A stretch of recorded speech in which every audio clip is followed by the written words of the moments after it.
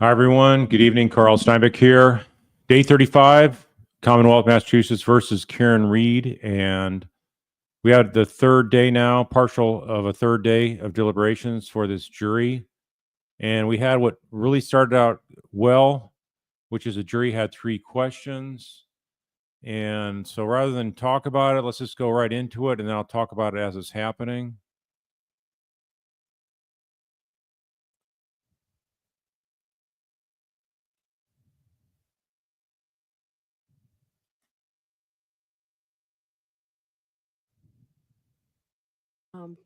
Counsel, what I'd like to do is I'm just going to read the questions. By the way, sorry, I set this for 9 o'clock Central Time, and it automatically still kept it on Eastern Time, where I was filming from New York the last several days over the weekend, and so it wouldn't recalibrate. And so, anyway, that's what was going on here. So, sorry about that, but like I say about computers and the black boxes of cars and cell phones and all kind of stuff, that stuff is much of the time never precise. So here, it knows I'm in Central Time Zone, yet it still kept on calibrating it for Eastern Time Zone. So anyway, go figure. To you now, so please take your seats. So I'm going to read the questions. I'm going to have them marked. Then I will take a short recess, let you all talk about it, and then come back. Thank you. So, all right. So I received 3 questions from the jury. The first one is, it appeared on note cards, so I don't know what order they came in, but this is the order I got them. This is the order I'm going to read them. What is the time frame for the OUI charge? Offense 002, Section 5, OUI at 12:45 or OUI at 5 a.m.? The second, are video clips of Karen's interviews evidence? How can we consider them?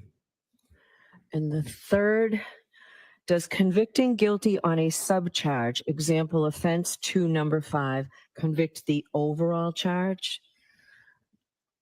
So I will give you some time to consult. I think the first one, I'll hear from you as to what the time frame is, and I don't need to hear from you now. That's pretty clear cut what they're looking for. The second one are video clips of Karen's interviews evidence. How can we consider them? Well, we know they are evidence and they can give them whatever weight they want. I would also be inclined to give a humane practice instruction, and tell me if you want the digital evidence instruction. It's a little awkward because it would be something like, before you consider any electronic communication in your deliberations, you must first find that it is more likely true than not that the person who appeared in the communication was in fact Karen Reed. So think about that when I come back out. But I think it's appropriate to give a humane practice instruction, and also tell me what you think about what to say about the weight. The third question is a little bit more, I think, unclear as to exactly what they're looking for. Does convicting guilty on a subcharge, example offense 2 number 5, convict the overall charge? What I'm proposing, I gave you both a verdict slip where I included the language. I know yesterday I said they have to be read hand in hand, the jury instructions with the verdict slip. I've incorporated the language from the jury instruction into the verdict slip. I've given each side a copy. When I come out, I'd like your input on whether you think this is appropriate. I would instruct them, as I did before, that they start at the top and work their way down. That's the only thing I did not specifically put in here, but I think it takes it step by step, an analysis to do it. So how much time does the defense want to be able to respond to me? Perhaps 15 minutes. Okay. And the Commonwealth? That will suffice. Okay. So it's 7 past. Why don't I come out at 25 after, give you 20 minutes? Thank you, Your Honor. All right, I can tell you somebody who's done many jury trials. I can say that this right here leads me to believe that all they got out of this is the OUI, and they're not going for any other charges on count 1, which is the second-degree murder. Count 3 would not be in play either. And so they're really focusing on this OWI because it's really an issue also. Okay, the 12:45 versus the 6:04, whatever she said, AM. That's the time frame of the offense. And keep in mind, they're thinking about what the defense said. It's like, well, they have not established if she drank anything when she got back to One Meadows, and that's true. And I wish that was brought into evidence how through cross-examination or their own evidence, testimony on direct of the defense case in chief, is that if you look at the beer elimination from the human body, it's basically 1 drink per hour. So there's no way, if that blood alcohol was accurate, that Karen Reed was double or triple the legal limit, only having 6 drinks that ended shortly after 12. There's just no way. I don't care anybody, any size, they're not going to have any level 2 to 3 times the legal limit. In fact, she would be around 0% blood alcohol content. So that I don't know if they have any experience with that or knowledge of that, but because I've worked a number of DUI cases in my lifetime, I'm familiar with that. I've also worked alcohol blood reading extrapolation on another felony case before. So I'm familiar with this. And so that right there shows that there was no way that was her blood alcohol reading. They do allow a variance if you don't have the blood alcohol reading under the statutes for here, like they do every other state. So if they go by the inability of the person to function properly and operate a motor vehicle. So if you don't have the test, or they refuse the blood alcohol or breathalyzer test, then they have basically the mannerisms of the person come into play. So they really don't have anything to talk about the mannerisms of Karen. Probably the strongest evidence they have is her own admission on that interview where she says, I shouldn't have been driving on the highway and I wasn't. But anyway, so that gives some indication she was feeling the effects of the alcohol back around after 12. So anyway, that's what we never do, though, is charge the exact time window. They charge the date, and that's close enough. So I can see the judge not giving them any further thing to go on other than, hey, look, you got the specification in front of you. You have to go by the date, not the time. And then the video's evidence, definitely that was already admitted into evidence, so they have that as well. And I think that's exactly what's going on. Is that comment where she made about, she didn't think she was fine to drive on the interstate. So that's what I think. Whatever holdout there is trying to get her convicted on the drunk driving, that's what they're trying to argue with the other jury members, saying, hey, look, she's admitting it right here. So I refuse to let her off on the drunk driving charge. And then this third question has to do with, can they do finding of guilty? If they do a finding of guilty on the second offense, but down to the 5th option, which is a drunk driving, OUI, does that convert to being guilty of the overall charge? And so what I think the real confusion is that this does not explain well in the sequence of events what does a lesser included mean? What does the term lesser included mean? That's something that lawyers that do criminal law are very familiar with, that go to trial. They understand lesser included means it's an automatic flow down from the most serious charge. And so the jurors who are not used to hearing that term, what does lesser included mean? It makes it sound like, and I can see why they're asking this, it makes it sound like lesser included means it's lesser, but it's still included as being guilty of the overall charge of manslaughter. So I think that's they're wondering about. Why is this lesser included? Because it's included a part of what, right? The keyword included. So I think they're thinking it's included and means that she's found guilty of manslaughter as well, the overall most serious charge under the second page verdict slip. So that's where I think the hang-up is. So the judge is talking about revising the sheet, and I've not seen any revision of the sheet, but a lot of this could have been avoided if they just would have helped follow the defense request to explain this and how do you select different options. Because think about it, if you have 5 options and the judge doesn't explain that should select only one of the 5, they may think you could select if you don't select the first one, you could select the second, the third, the fourth, the fifth. You could select them all. They're only supposed to select one. And so that's why this is such a botched operation here.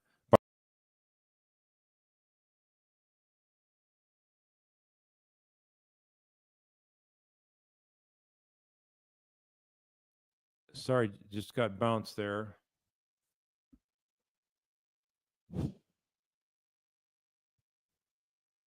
So let's go back here and play some more.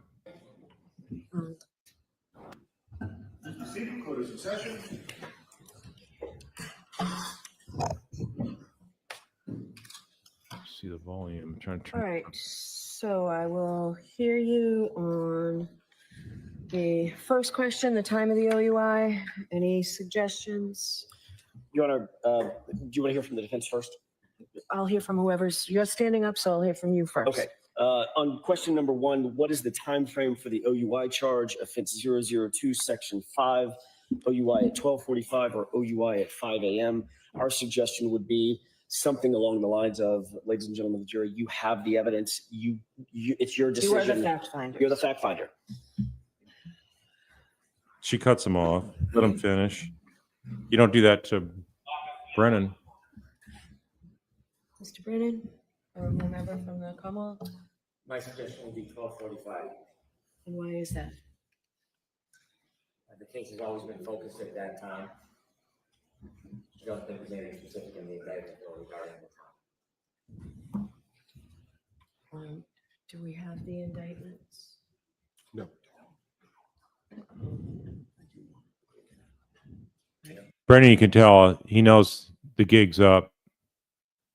Basically, this is come down to a DUI charge.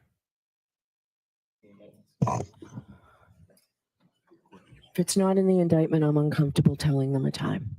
I'm sorry? If it's not in the indictment, Right. I'm uncomfortable telling them a time. Okay, he was wanting to tell him it was at 12:45 instead of the 6 o'clock time frame. So if you don't charge that particularity, then you can't add it on a jury instruction later. So this is actually correct ruling. But Brendan, why don't you just give it up? I mean, you're worried about losing the DUI charge, the OWI charge. All right. I agree with the court on principle. I just don't have the indictment memorized, so I don't remember. We can pull that up. There's no time? I don't expect that there's any time. All right. So I'll say you have the evidence, and remember, you are the fact finders, or something to that effect. All right. Are the video clips of Karen's interviews evidence? How can we consider them? So I'll tell you what I was planning on saying, then you can add to it. Sure. Yes, the videos are evidence. Give them whatever weight you think is appropriate to give them. And then I would give the digital evidence instruction and the humane practice instruction. The only thing I would respectfully ask the court to include in that sentence is give them whatever weight, if any, you deem appropriate. All right. If any. Okay. Thank you. Otherwise, it's fine.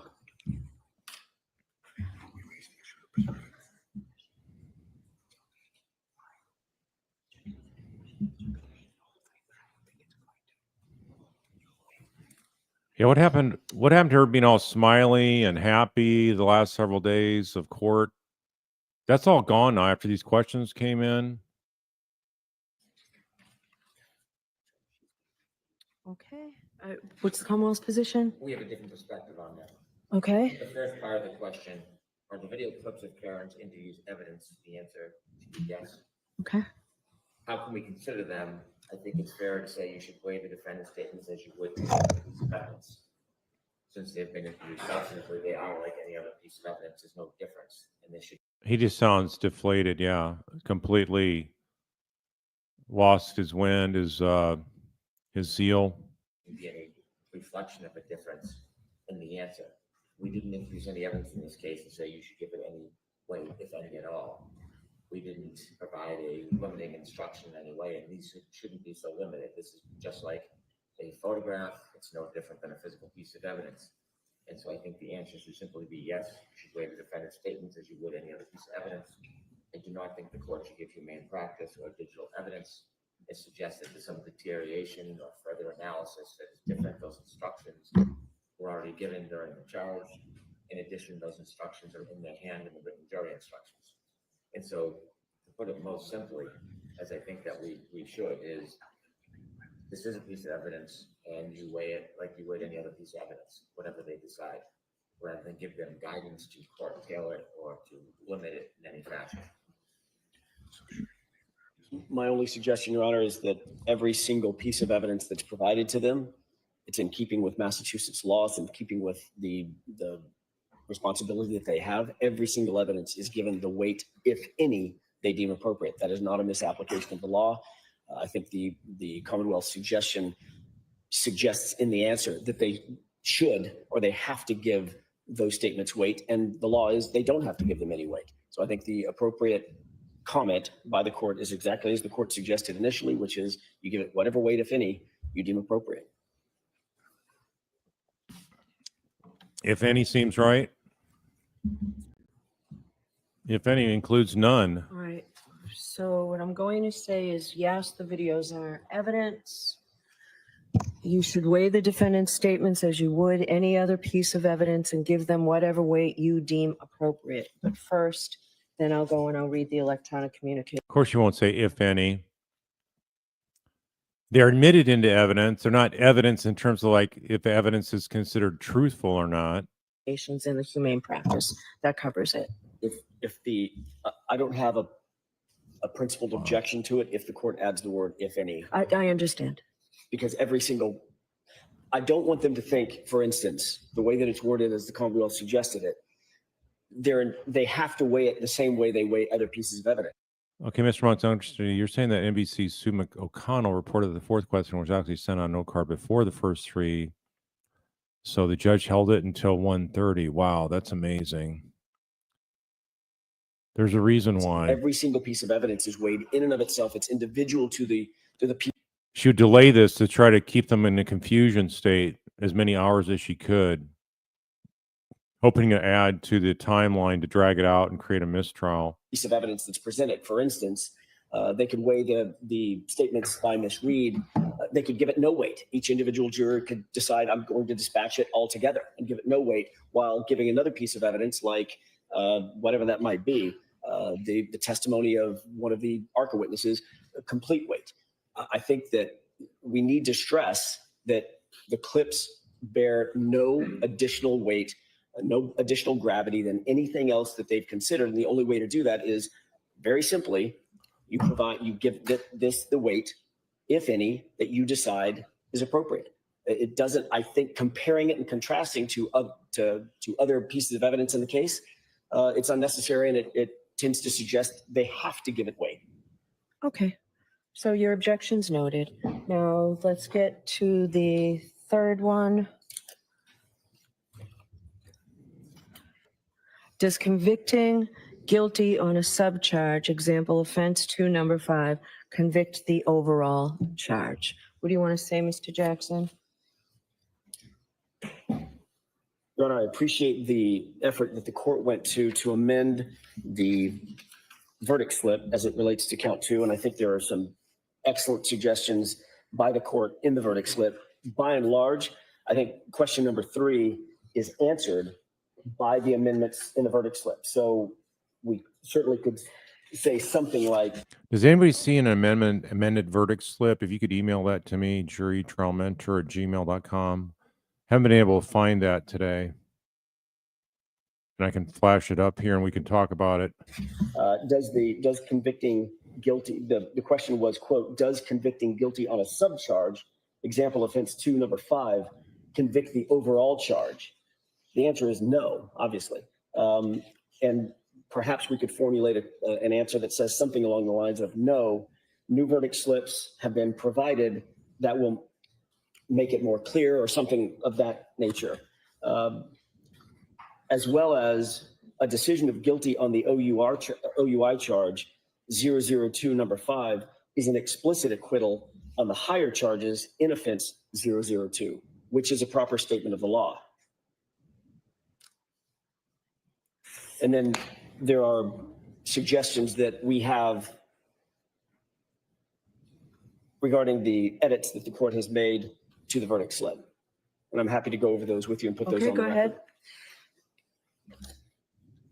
With regard to going from the top to the bottom, just under number one reads, not guilty of the offense charged or any lesser included offense. We would propose that the court add the language, the consistent language that it's added throughout the verdict slip. If you quote, if you find the defendant not guilty of the offense charged or any lesser included offense, comma, stop and sign the verdict slip, period. That's the only place that that language doesn't appear, and I think it should appear. Okay. But this is even incorrect because you don't just stop and sign the verdict slip. You actually check the box at 1. You need to check the box and then sign, because if you just sign below and you don't check the box, they're not going to know which is applicable. 1, 2, 3, 4, 5.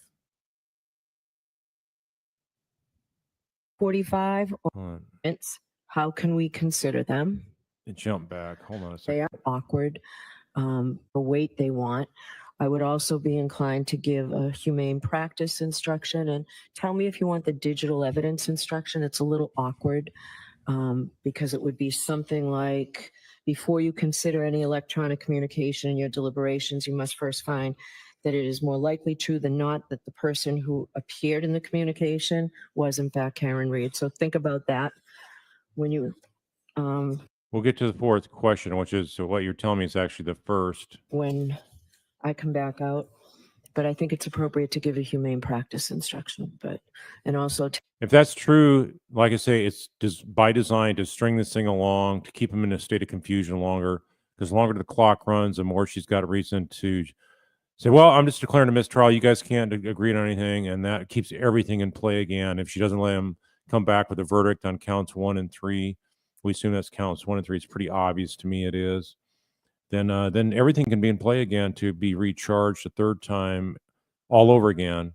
So this complete trial number 2 is a complete waste of time, just like the first one was. If that's what, if she doesn't clean this mess up, and it looks like she's trying to keep it murky and muddy for a reason that helps the prosecution. tell me what you think about what to say about the weight. The third question is a little bit more, I think, unclear as to exactly what they're looking for. Does convicting guilty on a subcharge, example offense 2, number 5, convict the overall charge? What I'm question. proposing, I gave you both a verdict slip where I included the language. I know yesterday You know, you have a worldwide audience on this thing. You think you could at least explain stuff, what you're doing, so we could see the process? But they have all these sidebars when the jury isn't there. There's no reason for that. They're just trying to block us from finding out what's going on. I said they have to be read hand in hand, the jury instructions with the verdict slip. I've incorporated the language from the jury instruction into the verdict slip. I've given each side a copy. When I come out, I agree, River Birch, totally. I totally agree with this. Rather a mistrial than a win for the defense. I'd like your input on whether you think this is appropriate. I would instruct them, as I did before, that they start at the top and work their way down. That's the only thing I did not specifically put in here, but I think it takes it step by step, an analysis to do it. So how much time does the defense want to be able to respond to me? Perhaps 15 minutes. Okay, and the Commonwealth? That will suffice. Okay, so it's 7 past. Why don't I come out at 25 after, give you 20 minutes? Thank you, Your Honor.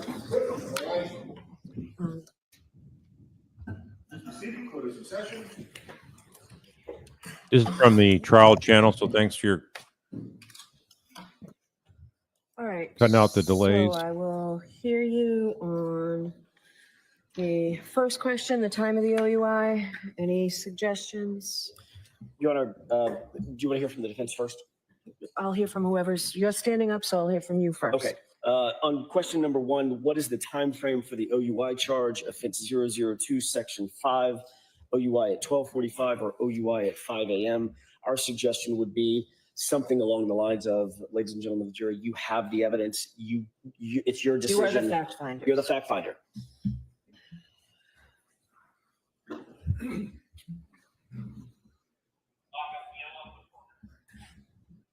Mr. Brennan, or whomever from the Commonwealth, My suggestion would be 12:45.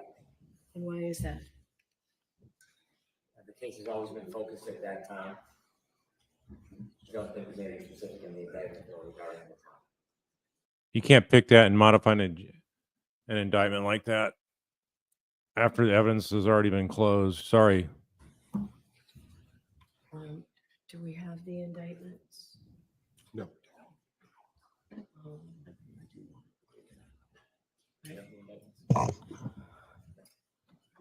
If it's not in the indictment, I'm uncomfortable telling them a time.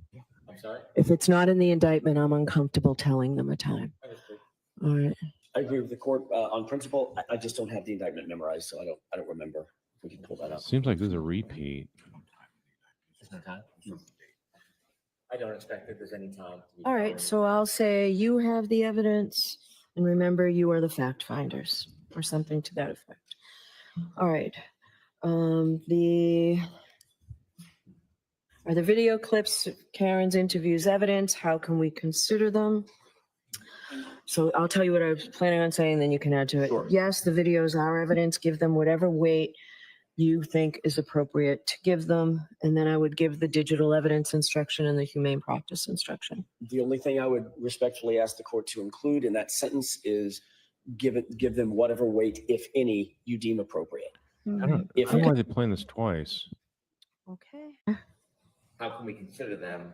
I think it's fair to say you should weigh the defendant's statements as you would. Thank you. Since they've been interviewed substantively, they are like any other piece of evidence. There's no difference, and there shouldn't be any reflection of a difference in the answer. We didn't introduce any evidence in this case to say you should give it any weight, if any at all.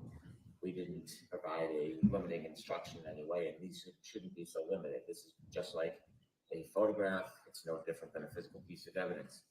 And so I think the answer should simply be yes, you should weigh the defendant's statements as you would any other piece of evidence.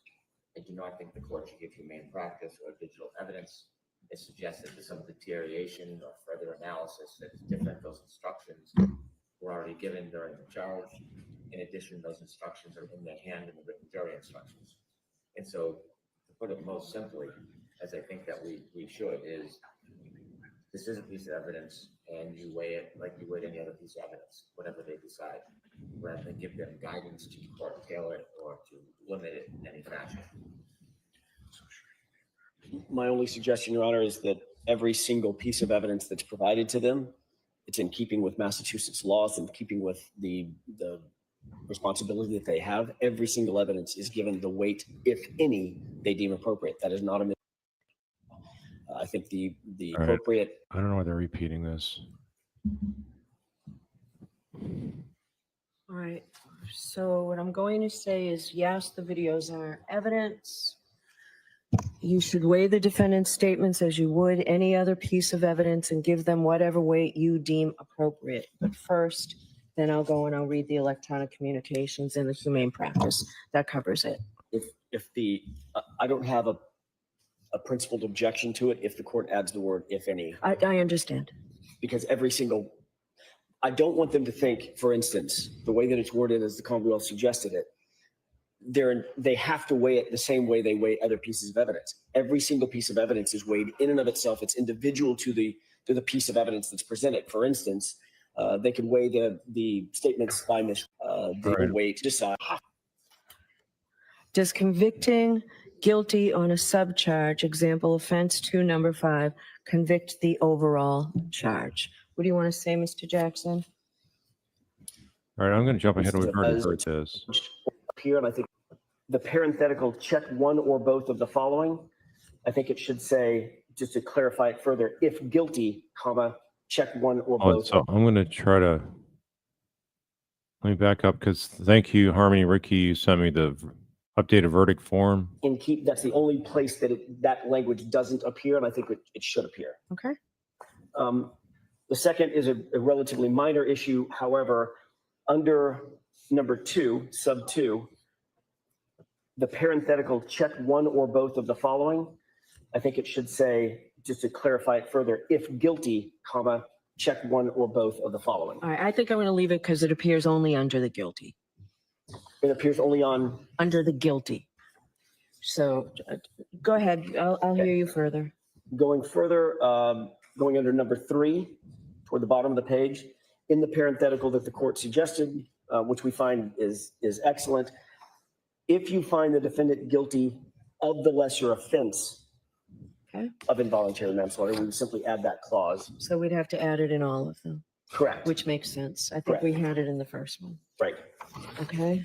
And then moving to page 2, at the top of the page under sub 4, again. Hold on 1 second. Of course.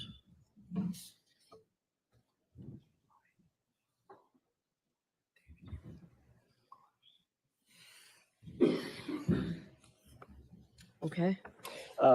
We had the same suggestion. It appears that the court is not inclined to give it. If guilty, check one of or both of the following. And there's a typo. It says the We parenthetical says fixed it. check one of. Okay. Yes. So we changed of to or. So my only suggestion to that would be to again add the if guilty, comma, check one or both of the following. Okay. On that page, going down to the bolded parenthetical, same thing. If you find the defendant guilty of the lesser offense of motor vehicle homicide. Okay. Moving down under sub 5, We the still OUI. need to say stop and sign the verdict slip.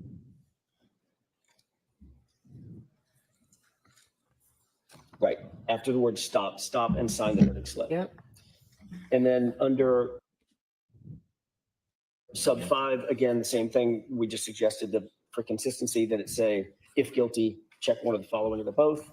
And the final edit would be in the final parenthetical, the last sentence. If you find, I think her should be Yeah. changed to the defendant. Sure. If you find the defendant not guilty on this offense and all other offenses, check the first box on page 1. Okay. And those are the edits that we have suggested for the verdict All right. slip. Mr. Brennan. I don't have any disagreement with the edits. Okay. The idea of instructing them on the nuance of selecting one guilty or not guilty, I don't think needs to be explained. I think that the edits is proposed instruction explained it. All right. Yeah, What I actually, don't have any issue with if you state, if you we don't, thank you for sending this updated verdict form, but it's the one that the defense suggested. It's not the one that the judge is talking about here. So, decide on a lesser included offense does not include. but let me go ahead and show this.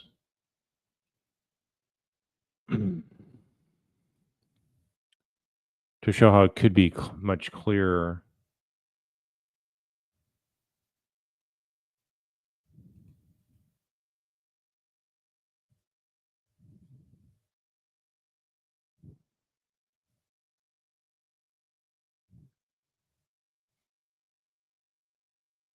Okay, so here, let me try to make that full screen.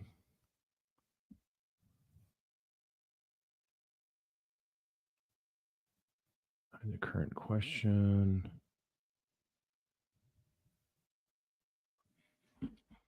So this is apparently what the defense submitted for theirs. There's a better way to do it. And it does help clarify it in terms of it shows a crime charge. Lesser included does not really describe, like I say, what does it mean? Is it included then to convict the person of the overall number 1 charge? Before we had numbers 1 through 5, they removed all numbers. Now it's just sort of this flow down different boxes. And then, so if you look here, it says if you find the defendant, under the crime charge, they have to describe whether it's under the influence without a blood alcohol or breathalyzer reading. And then they have to check not guilty or guilty. It doesn't say to check anything, but I would think they can hopefully get that. And then look at this little line in between the crime charge and lesser included. It says if you find the defendant guilty of the crime above, stop. If not guilty, continue below. If you find, so the stop, well, what about, so you still need to sign the form. It doesn't have the form and signature block there. Continue below if not guilty, continue below. Well, it should say sign this form. On all these, it should say sign the form. So then you go to the next lesser included, involuntary manslaughter, same kind of thing. It says stop. If you find the defendant guilty of the crime above, stop. It should say check the box, stop, or check the box and proceed to signing the verdict form, the verdict slip. So this is even not that well written. Then for the next one, lesser included motor vehicle homicide, felony OWI, liquor and negligence. On this one here, underneath it says you find the defendant guilty of this crime above, stop if not guilty. So the same thing, a lack of clarity is in each one of these. Then the very last one, the lesser included is operating under the influence of liquor, and there's 2 checks there, not guilty and guilty. So, and then it ends by saying this is a unanimous decision of all 12 members. So this clears it up, I think, a whole lot, but I think it's similar to what the judge is suggesting. We just don't actually see it in writing. So, and this is the only one that had that problem, this offense 2, the manslaughter one. But I think this could have been cleared up a whole lot if they would have just gone with the defense's proposed edits. All right, let me go back now.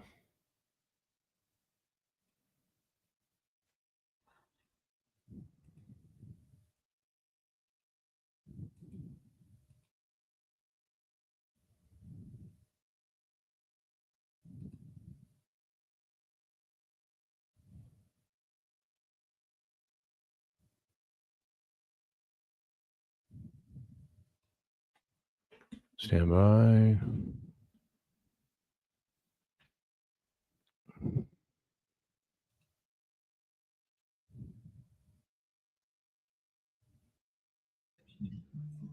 If you decide on a lesser included offense, it does not include the earlier offense.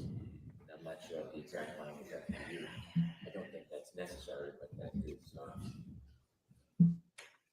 I wouldn't have an objection to that. The form that you fill it out with the credits is going to be sufficient enough. What do you think about the defendant's position that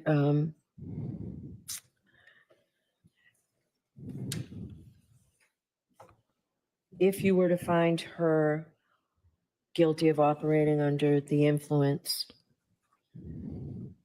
Mr. Jackson said explicit acquittal. I don't like that language. I think if you find it, it means you have found her not guilty of each of the others. That would be fine with us. I think it's better if you find her guilty. This is just simple instructions. I've never seen anything this botched before. And think about it. This caused the mistrial in the first trial. Now they're doing the same trial, the same form, the same charges, have the same screw up. This is totally on the judge.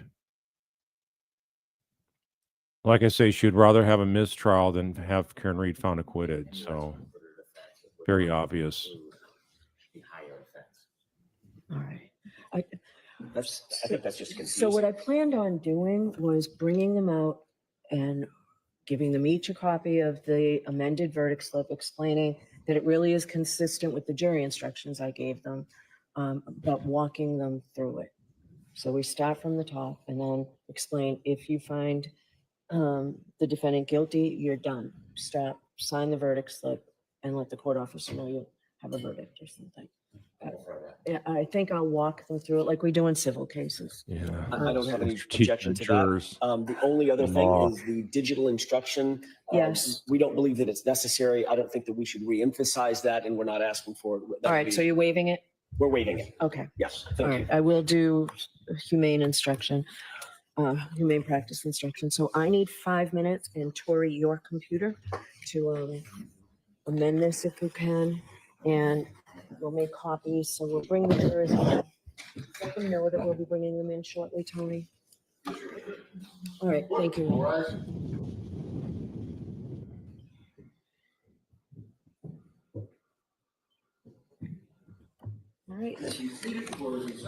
All right, so we can bring the jurors over. Tori, do you have those? So Tony will take those. All right, so.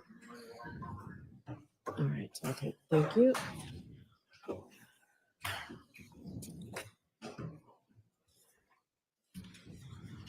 Tori, how many did you make? All right, yeah, these verdict. I have not seen an updated verdict slip.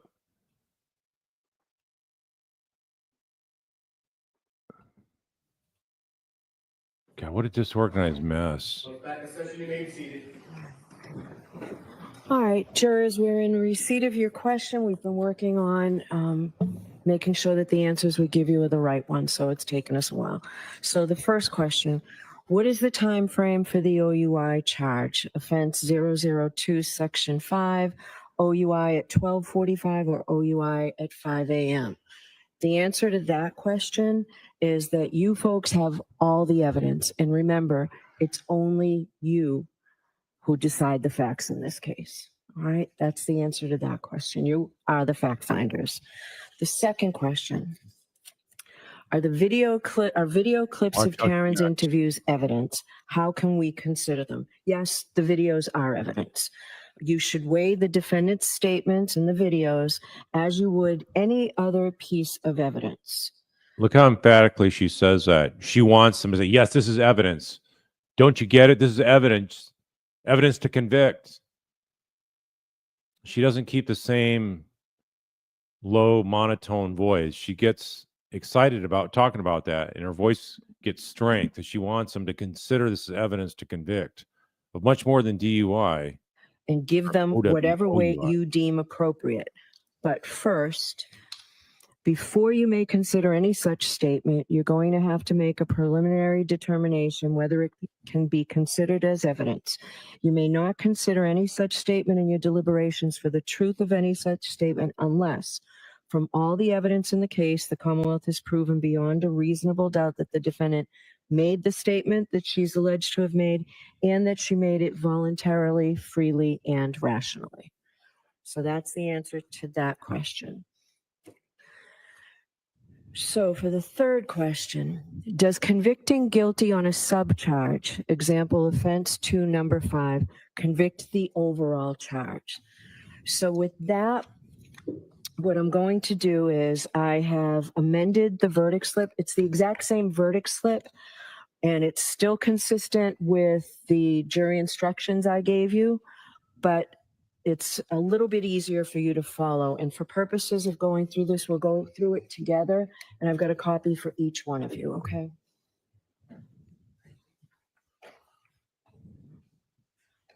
All right, so you'll see. Why don't you just present it up on the big screen so we all can see, and then you walk the jurors through it. See, it really is the same verdict slip, but we've added a little bit of language to help you follow it through. So the first charge, manslaughter while operating a motor vehicle under the influence of liquor. So first, in the above entitled case, we say the defendant is 1, not guilty of the offense charged or any lesser included offense. If you find the defendant not guilty of the offense charged or any lesser included offense, stop and sign the verdict slip.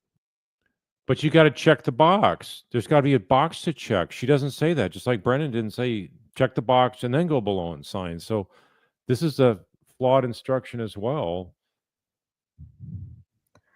Now, then you go on to guilty of the offense of as charged, manslaughter while operating a motor vehicle under the influence of liquor.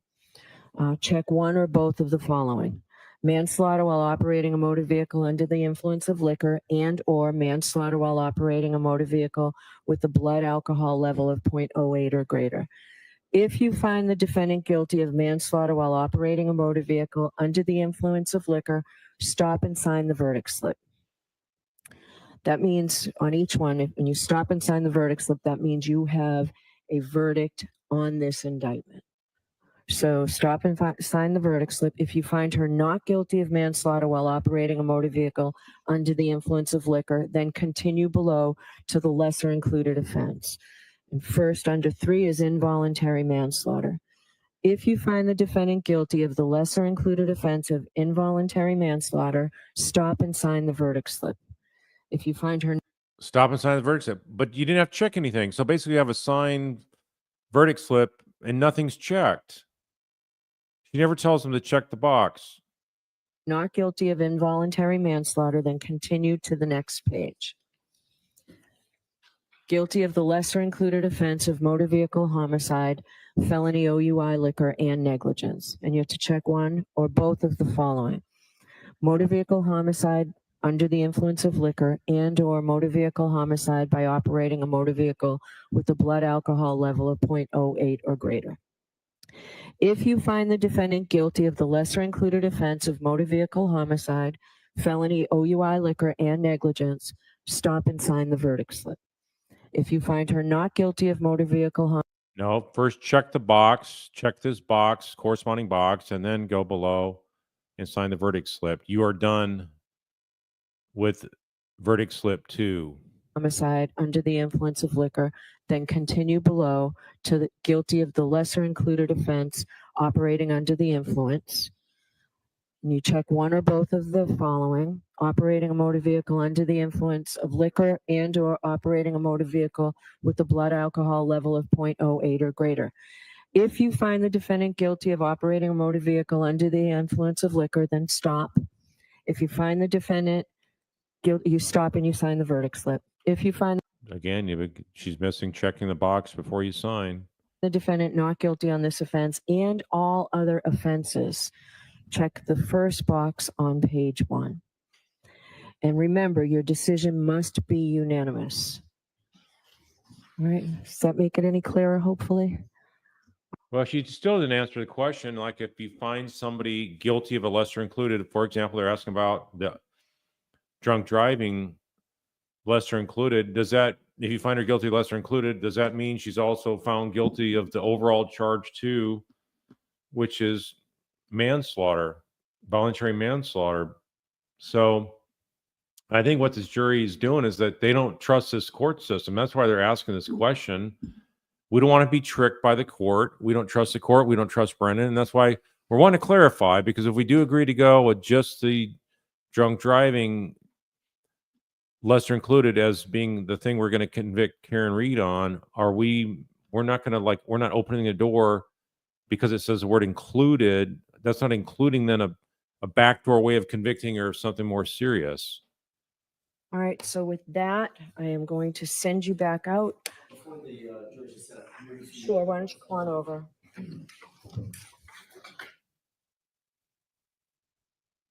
I heard myself say this, and I'm glad counsel told me I did. So if you go back and look at the form after 4, if you find the defendant guilty of the lesser included offense of motor vehicle homicide, felony, OUI, liquor, and negligence, stop and sign the verdict slip. If you find her not guilty of motor vehicle homicide under the influence of liquor, then continue below.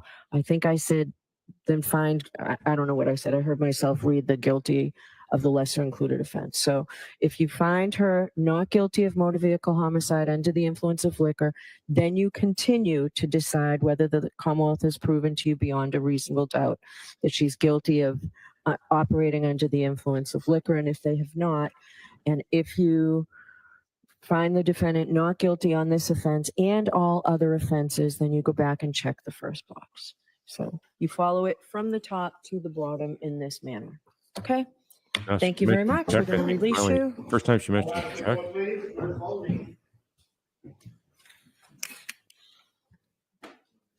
Okay, so this one here is done, but from what's been reported in the news, this one actually came in first. This one I'm going to now. They call it the fourth question here. So the fourth question apparently is the first. How convenient. Jim, can I have that question, please? Thank you. All right. So as counsel knows, we received a question from the jurors. If we find not guilty on 2 charges but can't agree on 1 charge, is it a hung jury on all 3 charges or just 1 charge? I got some input from the defense at side. That's exactly the issue that they were confused on in trial 1. So if not guilty on 2 of the 3, does that mean guilty on all 3? Let's back up and listen to that again. Right. So as counsel knows, we received a question from the jurors. If we find not guilty on 2 charges but can't agree on 1 charge, is it a hung jury on all 3 charges or just 1 charge? I got some input from the defense at sidebar, essentially saying if we could just ignore it. We can't ignore it. To me, it's a theoretical question, No, it's not. and we don't answer theoretical questions. I tell the jurors that they're not to be concerned with the consequences of their verdict, and that's exactly what they're doing here. So I would It's not a consequence of the verdict. They want to know what the instructions are in the law. They need to know if there's not guilty on 2 of the 3 counts. There's 3 counts in this. The first one, most serious, is second-degree murder. Then we got voluntary manslaughter and some lesser included. That's count 2. And the third one is leaving the scene of an accident. So they're saying if there's not guilty on 2 of the 3, and they can't agree on a third one, does that mean they're hung on all 3? That's what this foreman of the previous jury was telling the jurors, and that's why they didn't come back and inform the court, because she also didn't ask, well, which counts are you hung up on? All 3? 1, 2, 3? Which ones? So to say this is a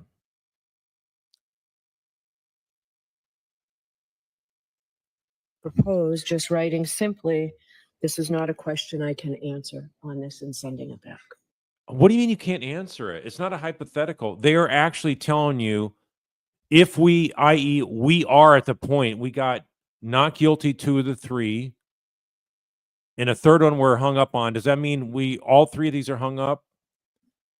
A judge should want to dispose on this and answer these questions. The reason why she doesn't want to answer this is because this will create a third mistrial. If they don't get this right, and if the jury can't see that you're not going to have all these charges hamstrung again, and all this be subject to a retrial because you guys didn't come back with a verdict on count 1, and you didn't have to come up with a verdict on count 2, so you left count 2 in play.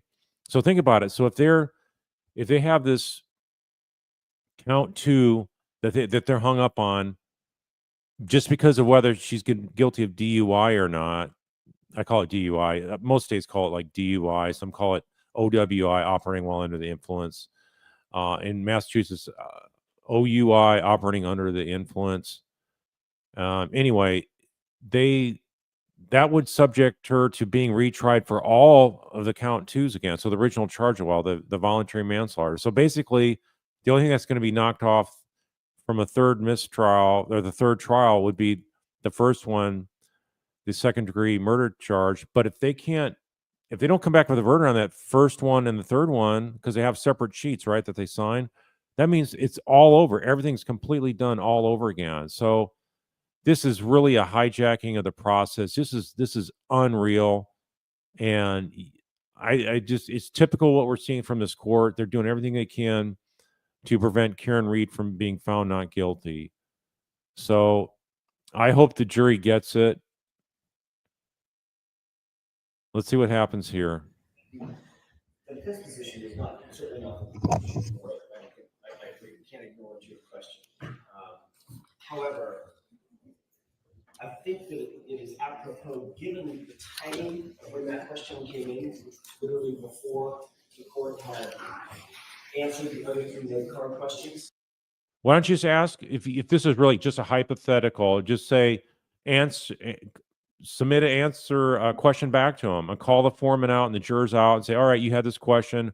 I want to instruct you, but before I do, please clarify what you meant by this. I mean, something like that could occur. They could do it through writing, but to just say, no, we're not going to answer. You have to answer these questions.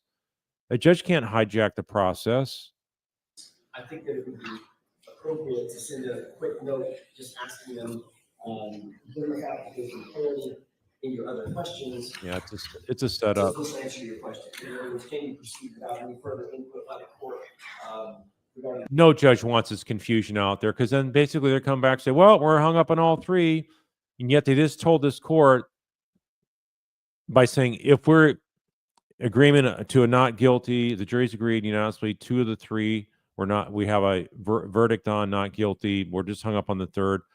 Does that make basically all 3 a hung jury or not? Totally valid question. But by making it invalid, not answering it, you're creating a great likelihood that they still will be confused and they won't come back with any verdict. She should say, come back with a verdict on the ones you can agree upon. If you got a verdict on 2 of the 3, you should sign the verdict form and deliver it back to this court, and continue to deliberate on the third one that you haven't decided on. So that made sense Agreed. initially, but why ask them, do I really need to answer it, to then tell them I'm not answering it? because I think that at some point, they need to know what the law is. It's a reporting question. In other words, I don't see it as theoretical, as the court indicated. It's not theoretical or hypothetical. What a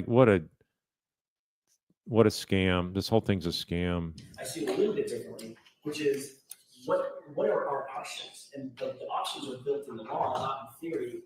Yeah, the judge should say, okay, well, if it's hypothetical, I'm going to go back and say, tell me if you've reached a verdict on any charge. Let me know and send the verdict form back, or let me announce that in open court, and you can continue deliberating on the other remaining one. If they come back with a verdict on more than one count, but they're hung on a separate count, they are to report those 2 counts, whatever counts they came to a verdict on. So that's for a later time, right? So this is at this point, it's premature, it's hypothetical, it's theoretical. It's not premature, hypothetical, theoretical. They're saying, if we have this, you think they're just wondering out of the blue. It's like, oh gosh, I wonder if something that doesn't even apply to what we're deciding here matters in this case. No, they're telling you, if we have not guilty on 2 of the 3, it doesn't mean a hypothetical, like it's not what they're going through, and she knows that. This Just is on not your what it's point, I getting at. think I disagree with you at this point.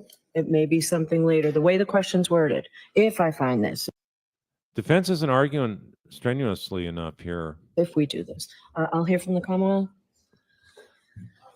We agree it's consequence related, and your first suggestion, I think, is most appropriate, and we would endorse that. I'm going to do that at Yeah. this time, Mr. Jack. Yeah, because you want another hung jury. At least you can say, hey, I didn't lose this case. It's a hung jury. Golly. Unbelievable. And I'm not going to have a back and forth with them. I'm simply going to say, You need to. If they don't understand the jury instructions, your jury instructions do not clarify what happens in the event you are hung up on a charge. Where are the jury instructions on that? because it's true, it's the law, that this is not a question I can answer.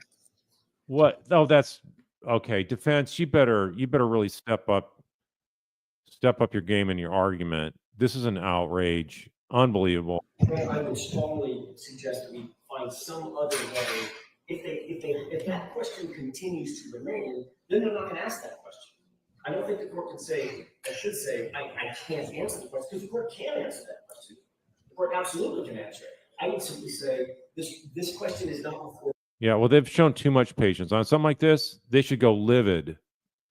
the court without further information, or something like that. Not the court can't answer that question, because if that question remains in their minds, we're going to end up in the exact same position that we were in last year. There are other steps that can be taken to perhaps prevent that. Whatever the steps are, I think the first step down the wrong path is to say, So she's basically playing a who's on third with the jury. I say, I'm not going to get into this question forth and back.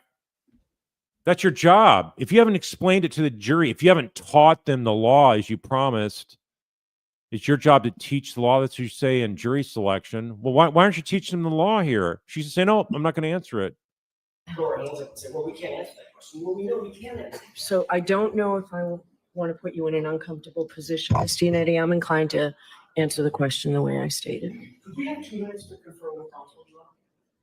Premature, yeah. Premature of what? Before what? They've already told you that's where they're at. She should clarify if this is not enough for her. You say basically, if you have reached a verdict on any charge, you should send the verdict form back to me and clarify that form. Ask for clarifying. You clarify their question if it's too vague. They're not lawyers. They don't know.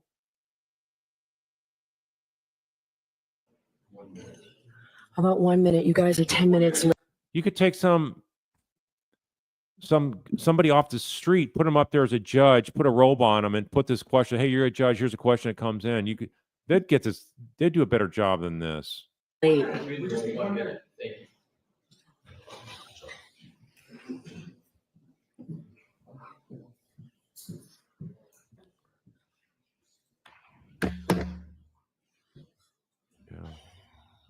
Yeah, they're all hypotheticals. These are just like, they're just wanting to know like theories of law. How does it work in other trials? We're not concerned about this trial. Just tell us generally, how does it work in other trials? We were thinking about another trial we saw on Court TV 2 years ago. That's why we're asking this question. It doesn't pertain to anything to do with this case.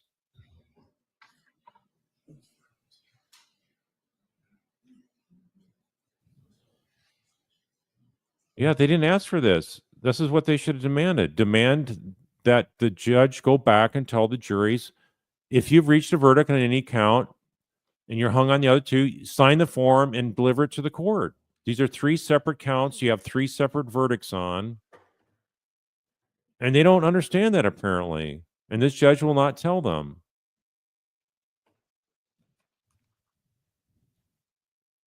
She's trying to push for a mistrial.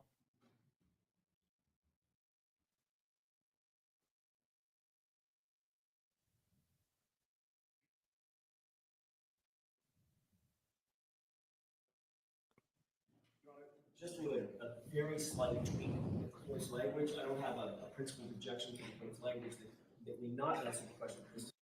There's a part here, I guess trial channel, you guys cut it out, but there's a part here where they asked for 2 minutes and then she made some excuse where, well, you guys got here late and so I'm only going to give you 1 minute. Really, this is what this comes down to, 7 weeks of trial and you have 1 minute.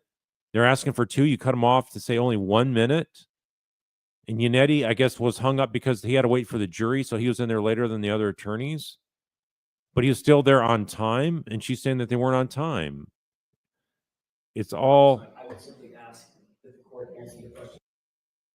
It's all just rigged. This whole process is rigged, okay? So, unbelievable. As you suggested just now in the court, it's premature to address this question at this time. No.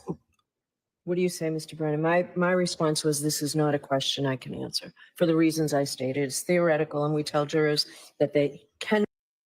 It's a scam. This whole thing's a scam. She's playing dumb with the jury in the hopes they come up with a mistrial. That's all it is. She's willing to do this, Janice Vetter. They're willing to hang the jury on just a mere misdemeanor.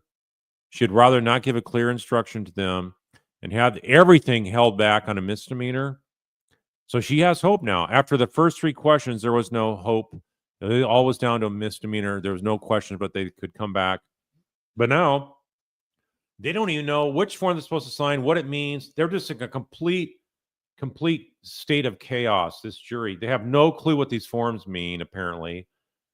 Just to ask that question shows how they have little understanding of law and how these things work. I would say even common sense. Anybody with common sense would say like, hey, look, we're done with these 2. Let's turn them in. We're just hung up on the 3rd one. So really, if the court doesn't know that and they're not explaining enough detail to the court and the judge is taking advantage of it.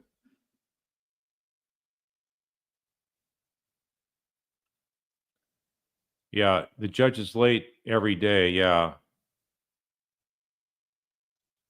Not be concerned with the consequences of the verdict. And that's exactly what you would be asking me to endorse. What's the Commonwealth's position on the proposed? Are we your first suggestion? Yeah, I'm going to send it in like this. Your objection's noted. Your Honor, if I would make my record a little bit clearer, the court's indicating that it doesn't answer questions about the consequences of the juror's verdict. That would be It's not consequence. It has to do with their understanding of how they're supposed to proceed, because they may not even come back with a verdict form signed. They may not sign any of them. That's what the first jury did. And the defense isn't even arguing that, hey, look, we're back in the same position. They're going to sign nothing and say we're hung up on everything. And the judge can say, well, they never signed anything. So guess what? We're hung on all three, and mistrial is declared, and we can start everything over from scratch. Complete waste of time. punishment. Of course, you can't answer a question like that. This is not the consequences of the verdict. It's how do they report a verdict. So I think saying I can't answer this is sending a false message to the jury. If the court would simply indicate this is not appropriate for me to address at this time, that assuages all concerns. Certainly assuages our concerns and it protects. They don't seem to be that upset about it. I'd be going livid on this. I'll be talking about trial one. This is the exact same thing the jury had in trial one. That's why we had a mistrial. You failed to instruct and clarify then. You're doing the same thing now. I do a motion to have her accuse herself based on her bias and prejudice again. This reads rights. I think that Well, I think what I could add is this is a theoretical question, not a question I can answer. It's not a theory. It's an actual question in this case that they've come to the point where it's not guilty on 1 and 3, just like trial one, because you got a confusing verdict form on the second count. That does the same thing. Is there an objection? I understand, Mr. Jackson. Add the clause at this time. Is there an objection to me putting this is a theoretical question, not a question I can answer? I'm telling any judge, anybody in America looking at this understands American jurisprudence. This would never be happening in a court of law anywhere else. So yeah, it's an absolute travesty. It's an outrage. This court's an actual joke. Every day they show this is not a true court of law.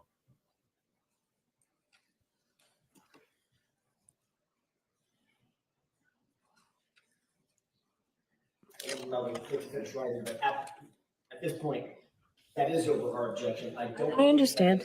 Make sure the record is absolutely clear. That's over our objection. I don't think that's She's energized now because she realized, hey, they could really screw this up a second time, just like the first trial did. Hey, this is great. appropriate answer to a very, very clear question.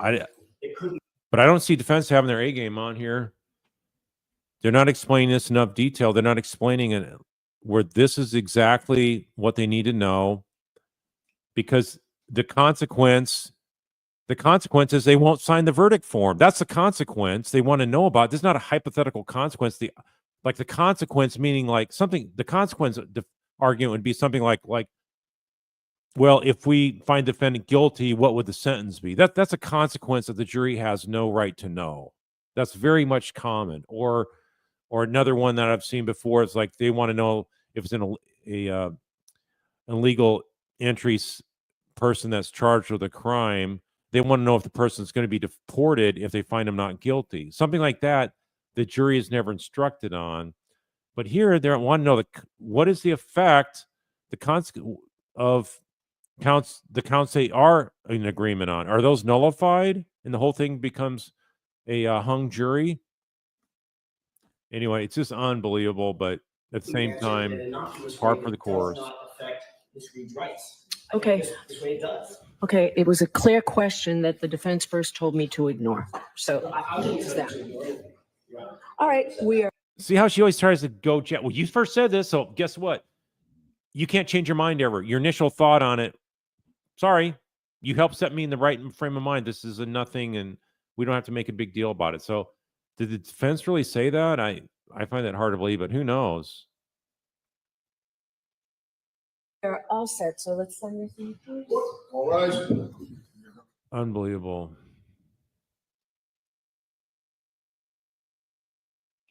Yeah. Well, I've never seen a judge that wants a hung jury.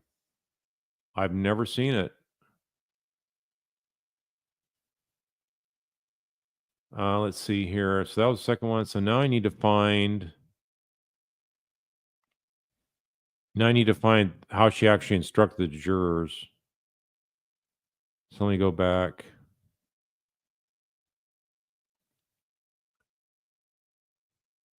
Stand by here.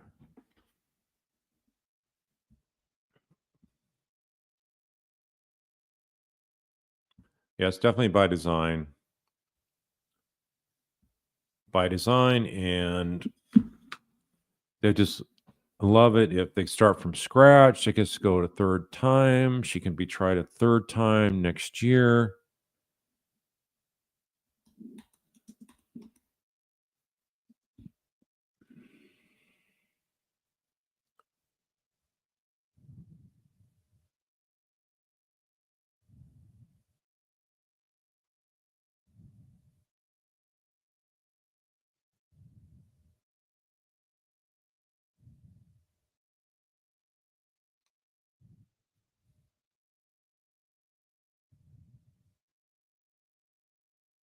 Stand by. I'm looking for it here.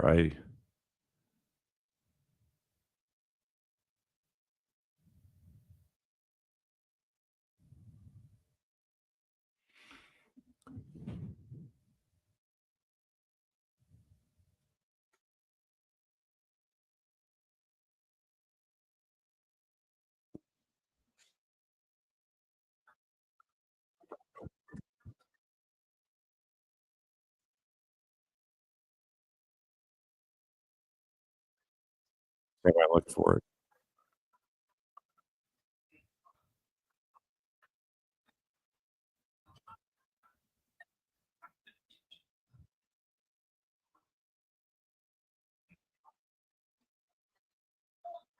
Stand by.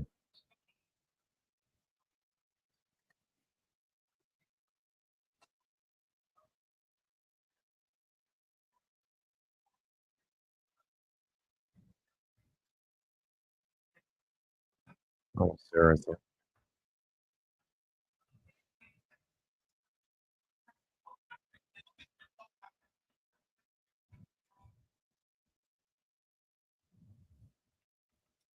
I'm not finding it. If anybody can send me where the actual instruction was given.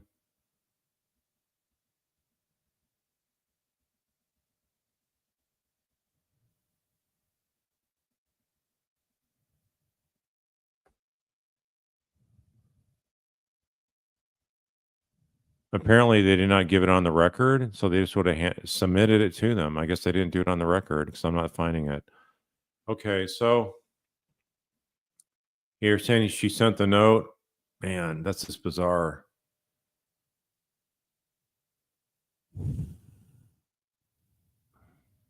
Okay, trial channel. Thank you. Yeah, just sending a note back, not making sure they understand what's going on. Confusion. That's why I said this whole trial is about the Commonwealth hiding the truth. The only way they can get a conviction, or the second best option in mistrial, is to confuse the jury and hide the truth. And that's exactly what's going on here. And the judge is playing their game.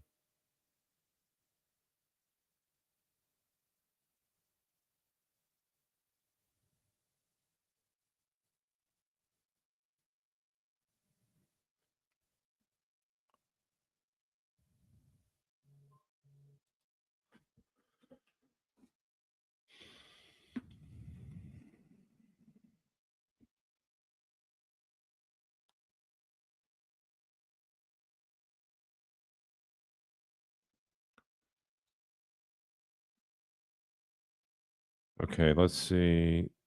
I'm going to try to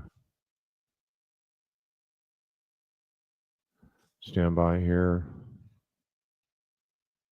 This is just so insanely crazy.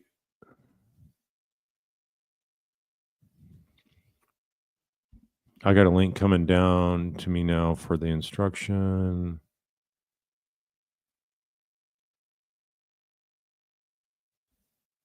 Okay, so here, I think I got it right here.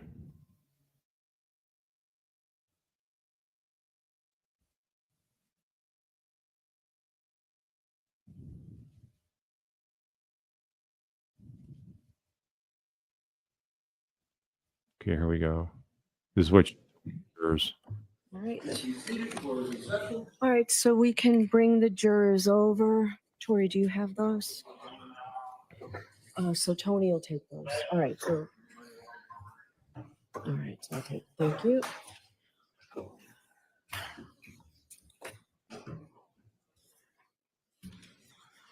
Tori, how many did you make?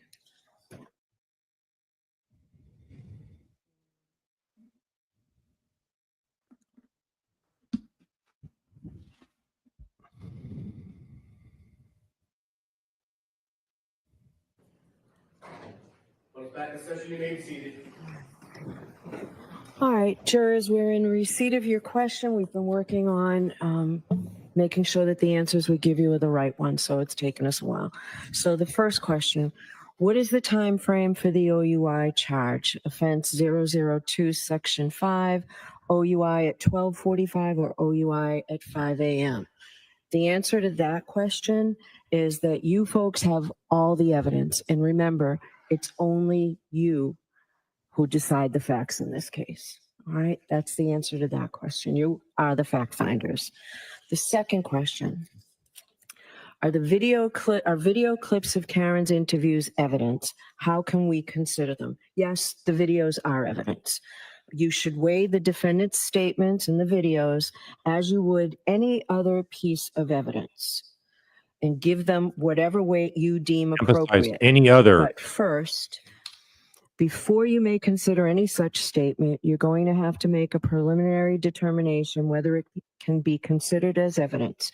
You may not consider any such statement in your deliberations for the truth of any such statement unless, from all the evidence in the case, the Commonwealth has proven beyond a reasonable doubt that the defendant made the statement that she's alleged to have made and that she made it voluntarily, freely, and rationally. So that's the answer to that question. Okay. So for the third question, does convicting guilty on a subcharge, example offense 2 number 5, convict the overall charge?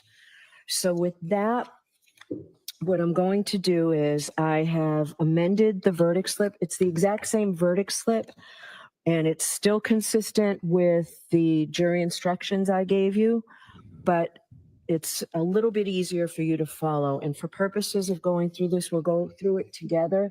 And I've got a copy for each one of you, okay? Oh, yeah. Okay. I already played this. All right. Sorry. All right. So you'll see it really is the same verdict slip, but we've added a little bit of language to help you follow it through. So the first charge, manslaughter while operating a motor vehicle under the influence of liquor. So first, in the above entitled case, we say the defendant is 1, not guilty of the offense charged or any lesser included offense. If you find the defendant not guilty of the offense charged or any lesser included offense, stop and sign the verdict slip. Now, Yeah. Okay. We already covered that. All right. So sorry about that. My mind's just been spinning on this thing because it's just so infuriating. All right. Let me get rid of this. I'll go ahead and just say, I think that I just trust that the jury is smart enough to figure this out. So their question's not answered. So on this thing about if they're not guilty on 2 of the 3, she didn't tell them you need to sign it. If you're done with one of the 3, each one that you get done with, you need to sign it. These are separate and distinct, and there's only a hung jury on whichever one of the 3 you do not agree upon unanimously. It's very simple. It could have been added to the overall general instruction, but they don't want to mention mistrial or hung jury in the jury instructions, or even mentioning something. If you cannot agree, then don't. You would not sign in this to inform the court. They don't want to go down to that nitty gritty detail because they're hoping they're not thinking anything other than we got to come to unanimous decision here. So, yeah. So basically, save this to bring it up. All these charges a third time. That's why this question won't be answered. But I got to believe the jury's going to get it and get it right. And maybe they're going to go and say, you know what? They're not answering our questions here. This court isn't. So forget it. We're just going to go not guilty across the board because this is too confusing. So I don't know why they didn't have enough time to still deliberate and come through on this and come up with either guilty of the least significant charge on this case, a misdemeanor of drunk driving, or maybe I think there's holdouts. I think they're fighting over whether she's going to be convicted of the drunk driving charge or not. And so you got maybe one or two people that are holding out, say, no, we're not walking out here unless we convict her of the drunk driving. And all the rest of them are like, oh no, we're not walking out here unless, we are clear that it's only going to be the drunk driving. And I think they're probably trying to work the others over, the one or two, maybe it's just one, it's probably just one that's saying, no, we need to find her guilty of the drunk driving. So they're doing some wrestling of positions here. And I do believe it's going to lead, this should in the end, hopefully they'll come back with not guilty across the board.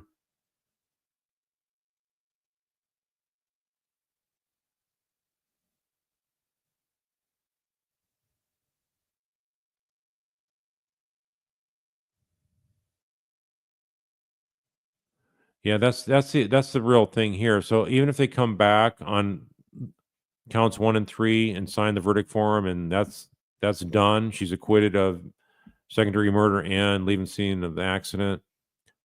If they are hung on the drunk driving, all those others are in play. So it's almost like they're going to start this whole thing over again. They're going to do everything the exact same, except they won't be alleging charge count 1 and count 2, which is basically doing the whole thing all over again. Because there's no way a jury would find her guilty of second-degree murder. There's not evidence to support anything like that. It's so far-fetched. It would not withstand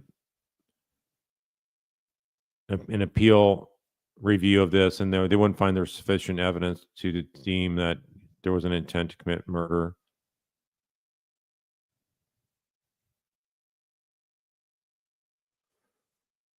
Yeah, Molly. Yeah, we're in an endless loop here. Yeah, I think that one person is stuck on the interviews she did. I think it's the one that has to do with saying she didn't think she was in a condition to drive on the interstate highway.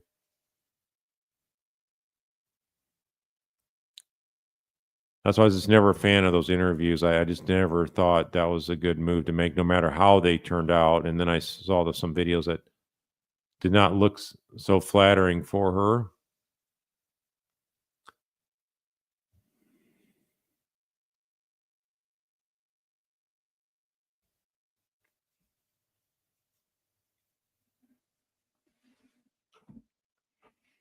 Amy Lynch, you're asking why would defense put in the OWI or OUI? Well, it was a calculated move because they thought in case somebody were digging their heels and saying, you know what, I'm not going to let she's driving around drunk, she killed somebody, I'm not going to agree to anything less than being convicted of something. So, the drunk driving is there to allow the horse trading, as I call it, to take place. So, and I think in this case, it's worked out because otherwise they may be hung up on one of the other more serious charges on count 2.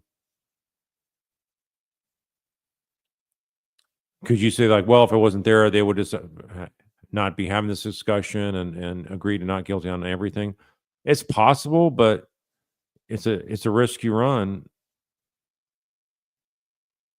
That if you don't have it in there, she may be found guilty of a higher included offense.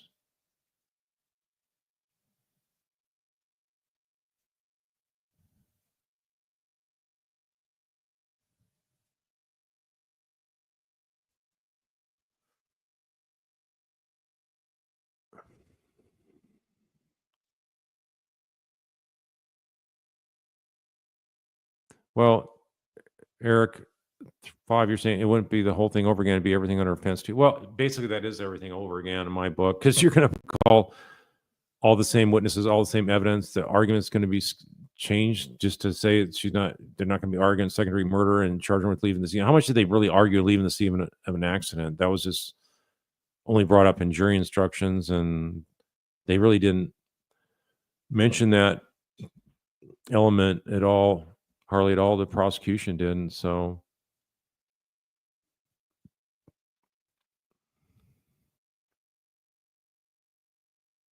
Yeah, this is what corruption looks like.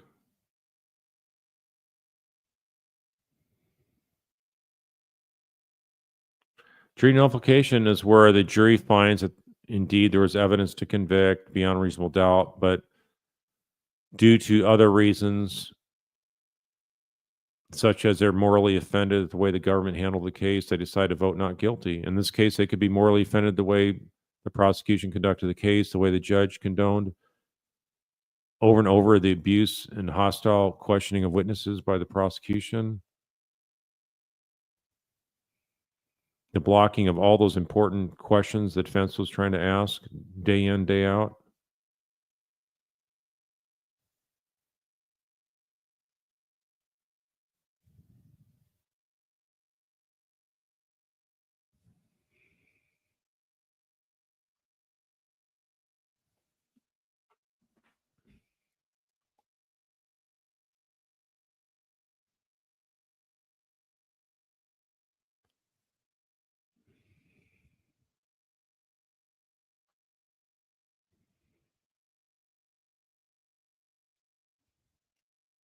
Cindy, you're saying please address us. She did not want to respond to Jackson anymore, only Yannetti.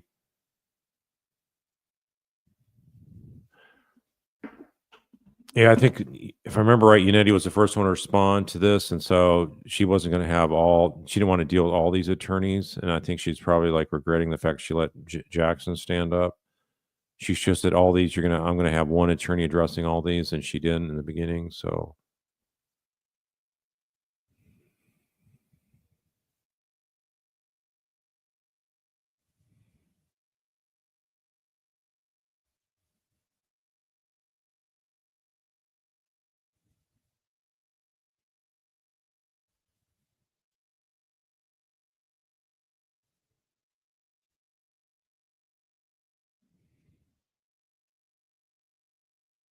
Rosemary Gallagher, you're saying there was a snowstorm when she headed home. That was the highway she was talking about.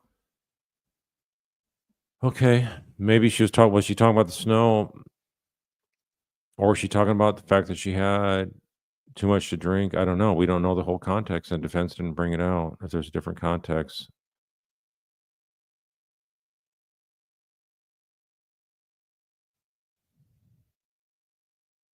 Boss L videos were a double-edged sword, attention to show the corruption, but then Hank corrupting the words in the interviews. I hope the jury see its excerpts, and he's twisted her words.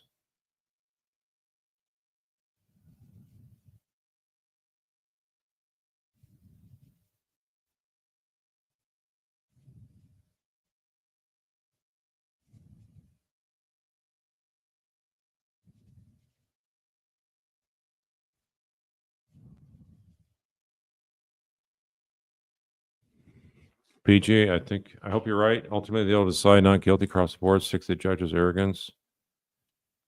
I don't know why they didn't come back today and decided after getting this instruction.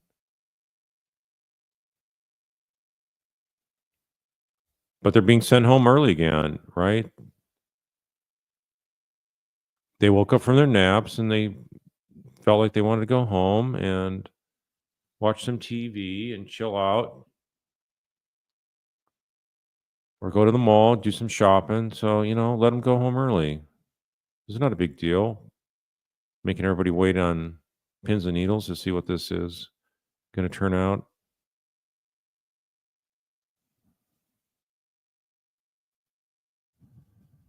Yeah, Josephine, there was no accident, so she didn't leave the scene of an accident.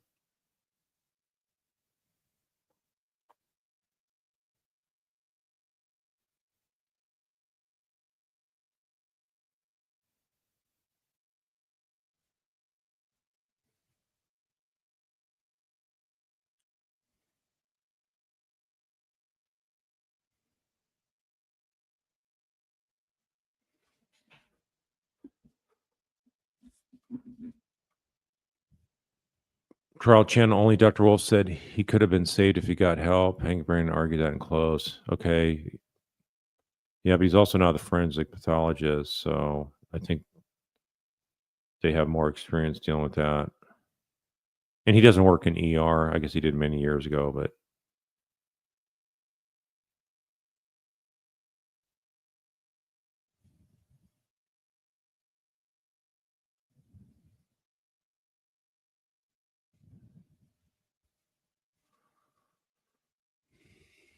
Maverick, how are lawyers allowed to say things in closing that they put in evidence for the trial? Some of it can be by inference, like to connect the dots, a piece of evidence. Attorneys do that on a regular routine basis, but if they're completely off base, then the other side should object. They're not supposed to introduce stuff that wasn't presented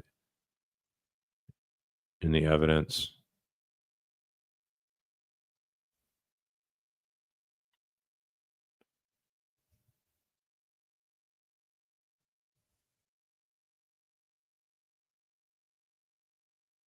Yeah, I mean, everybody was drunk that night, including the other cops driving. So yeah, on one level, it seems unfair that she'd be convicted of this. But like I say, if they need to do horse trading just to get somebody off the idea of convicting her of a felony.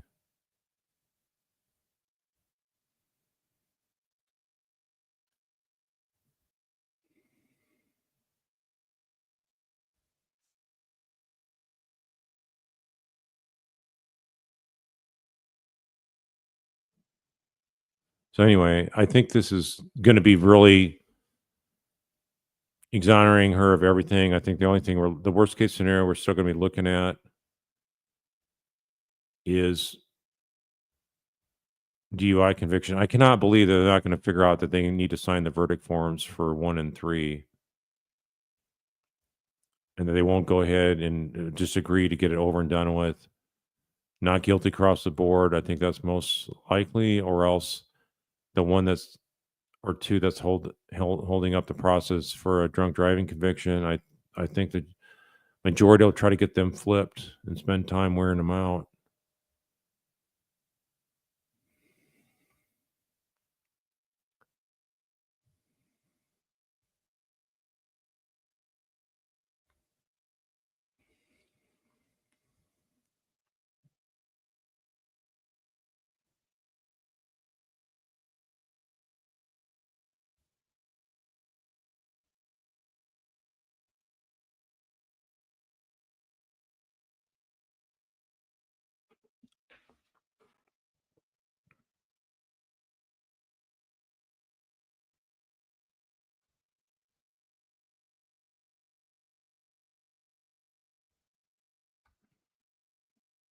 Maverick, yeah, I hope they do come back for lunch tomorrow.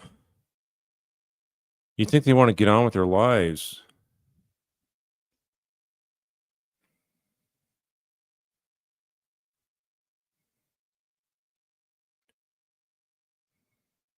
Yeah, 100% a poor reflection of disgraceful judge.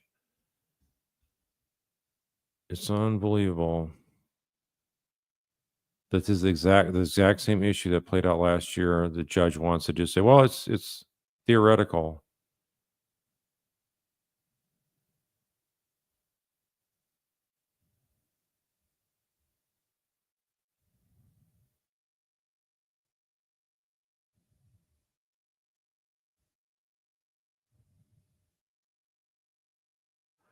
Well, if she's convicted of the drunk driving, what kind of sentence is she getting? Okay, the max I understand is 2.5 years, but normally for a drunk driving, you get no jail time or something less than 7 days. Most states, I think, is like 2 days of jail.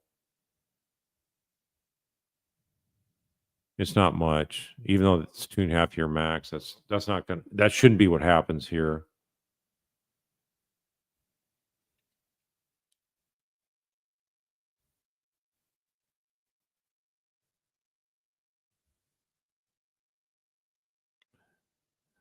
Yeah, PJ, that's true. The foreman of the jury gave Mr. Reed a huge smile today. I heard that it was reported, so that's good to see. That's a great sign if they're willing to make eye contact and smile with Karen's family. That's awesome.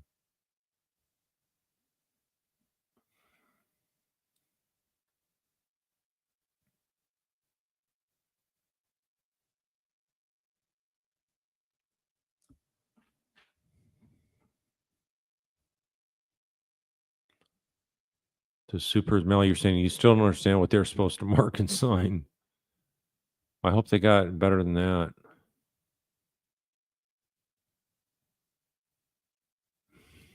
Tiffany, you're saying, as my experience, I think some jurors want to give the O'Keefe family one guilty count, even if it's drunk driving. there you can have that mentality, but I mean, a drunk driving isn't really going to give O'Keefe much relief. They may want to.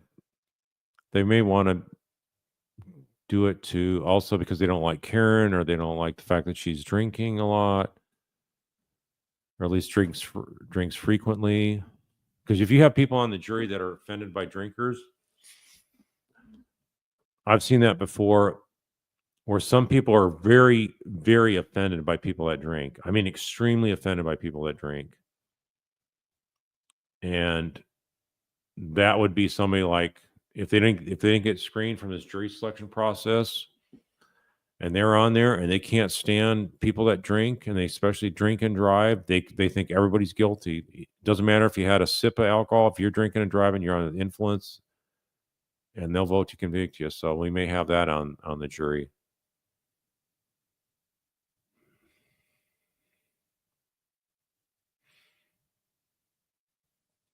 Coach Mo, yeah, I would hope that'd be the case. Not guilty across the board if the judge refuses to clarify. Because the jury knows this is a hung jury from last year. They know that the cat's out of the bag. They know it was a jury trial last year. Hank's the one that mentioned it was a jury trial. So if that's the case,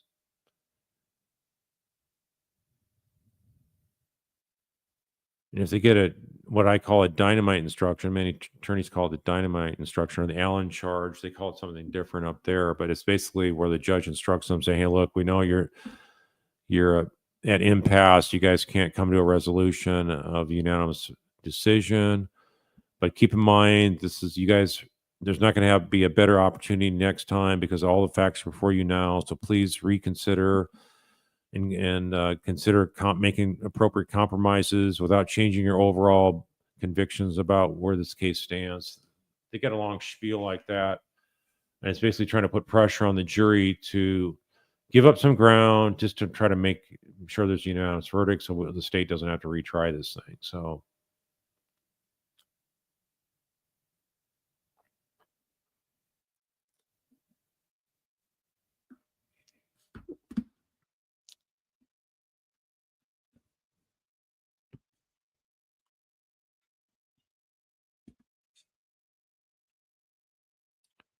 yeah, this would be first offense for Karen. She doesn't have any kind of criminal record.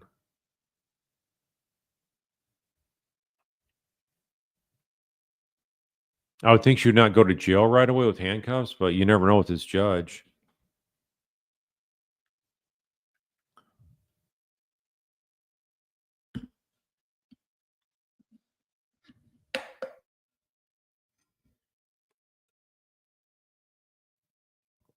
Thank you for Food is Love. Yes, I appreciate Food is Love.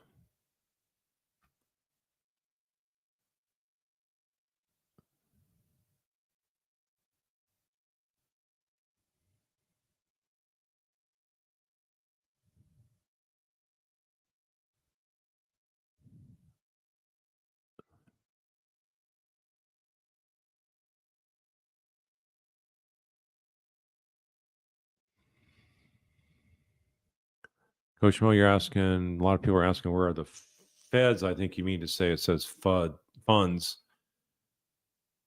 With so much corruption and violations of Karen rights, where are the feds not involved already? Well, it remains to be seen. I don't think they're going to tell us they've stopped looking at this. I think all of Massachusetts is in play for their politicians that are involved in corruption. So I don't think they've ever stopped looking at this case and many others in Massachusetts.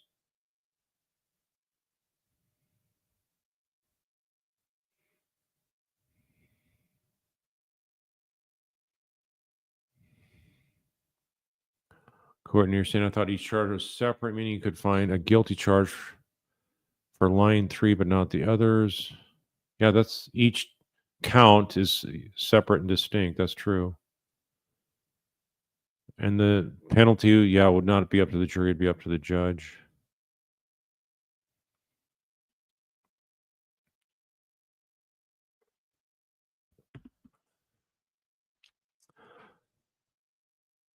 It's Yannetti, not Alessi, saying if it's not a not guilty, then they don't mark anything. That's also for us saying no, not guilty option. Yeah, I'm not sure how exactly this looks. you would think there'd be a check to mark. She said, just sign it. There's got to be some place to initial or check.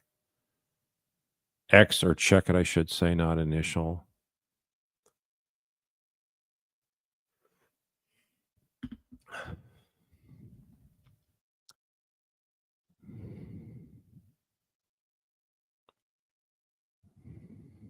Woody type, you're saying they use in bar videos as evidence of drunk driving. They had blood tests hours after the alleged incident. No field sobriety test. I don't understand this one very well.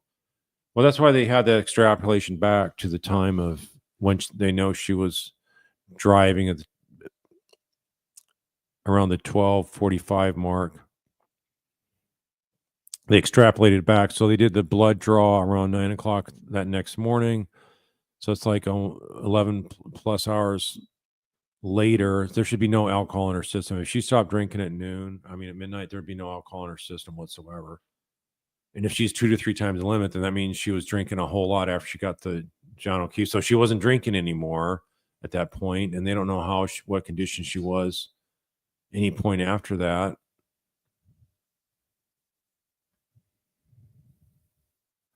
So that's what they're doing. They're doing that retrograde extrapolation by going from 9 o'clock. They can figure it back with the elimination rate per hour, but there's no way she could have. They could say that she must have, from 6 or 7 drinks, you get 2 or 3 times the legal limit 10 hours later, 11 hours later.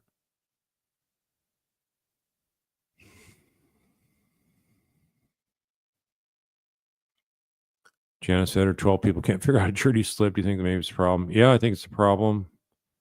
We heard some of the questions from the first jurors and their viewpoints, but I think this jury gets it better. I just hope these jury instructions they figure out and they're not confused and they don't come back and don't figure out that this judge is trying to push them in that direction for a mistrial for a hung jury.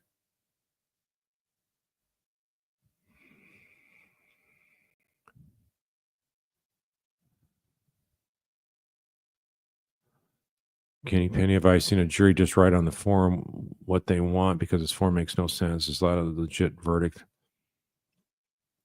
Well, if it doesn't ever get exposed that they were confused on the jury form, then there's not a chance to raise it on appeal. If no jury members ever talk to defense counsel, they'll never know that things weren't done according with instructions. So there could be a chance to try to fight it on an appeal point that way.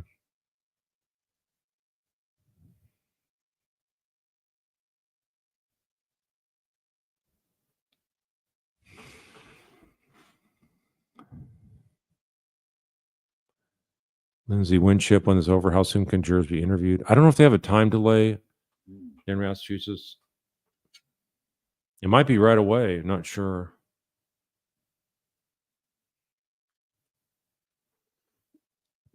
Margaret Ferenz, if Canoni was given another note late afternoon, could have been withheld. Possibly. We've seen that happen already.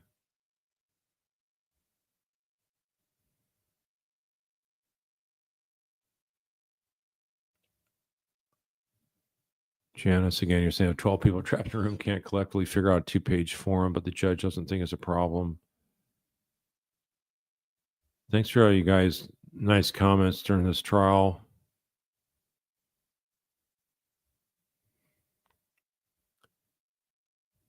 There's been some really mean, nasty people that occasionally I get messages from either on here on the live stream or comments after the live stream.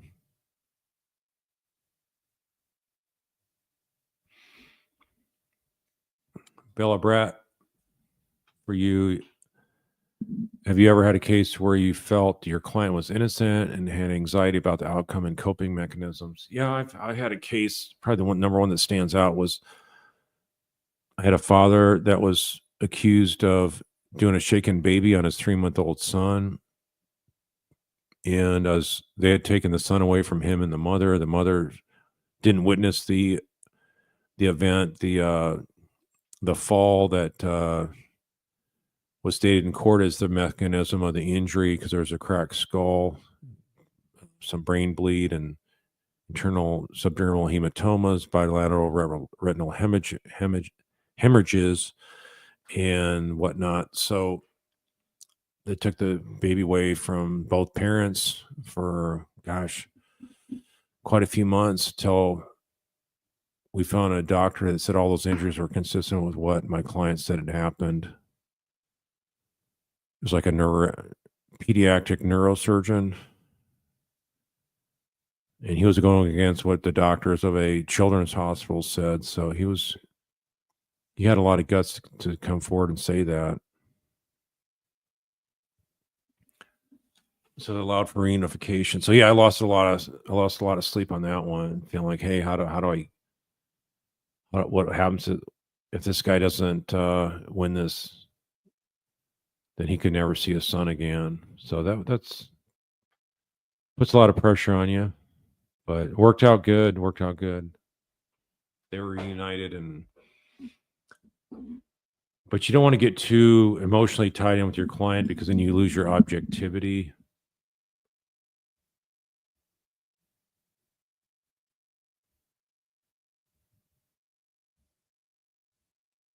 Like, for example, in this case, if I was Karen's counsel, I would not be hanging out with her all the time because I think you become too chummy with your client, and then you lose your objectivity. I think most people are that way.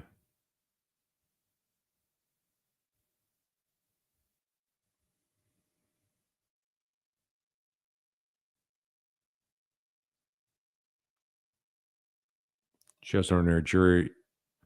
Is there literally nothing our judicial system can step in and shut down something that's corrupt? It's really scary to me. That's what the appeal courts are for. So if the judge is this blatantly bad, I mean, the only thing you can do, meanwhile, is look at what they offer to file a complaint. Just Google filing complaint against Massachusetts judges, and they tell you a process there, but that's probably just a rubber stamp operation as well. So I don't trust anything that's going on up there in the state. Why would a judge be this brazen and bold to railroad Karen Reed?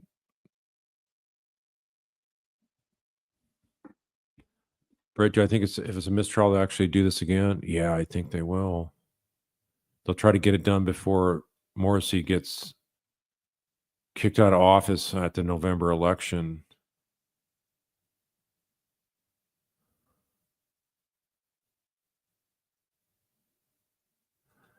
Nellie Finn, you're saying is it possible that judge intentionally put the defense requested OUI charge rolled up under offense to manslaughter? Could this text shield her from this and allow a manslaughter conviction? Well, it's just because all the stuff on count 2 had to do with DUI as a centric offense. So the manslaughter was via DUI. They had everything was a component of DUI. So the last part 5 of that was just DUI as a stripped down version of everything above it. So no, there was no that it was placed where it should be.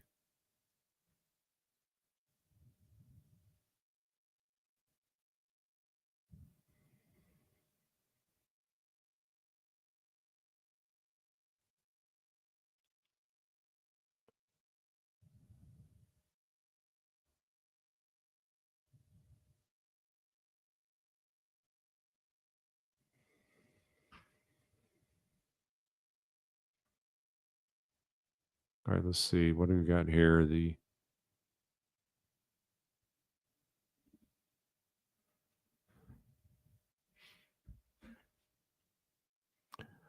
Right, Bach. At least the jury agrees the SUV did not hit John. Yeah, I think that's clear. They don't think that Brennan proved his case at all.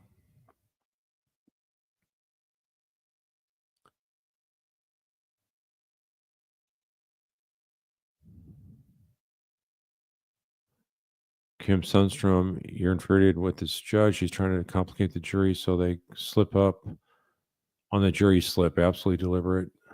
I think so. I heard one attorney say, no, this is, there's no agenda here from the judge because it is hypothetical question. I'm like, what is this guy talking about? Unbelievable.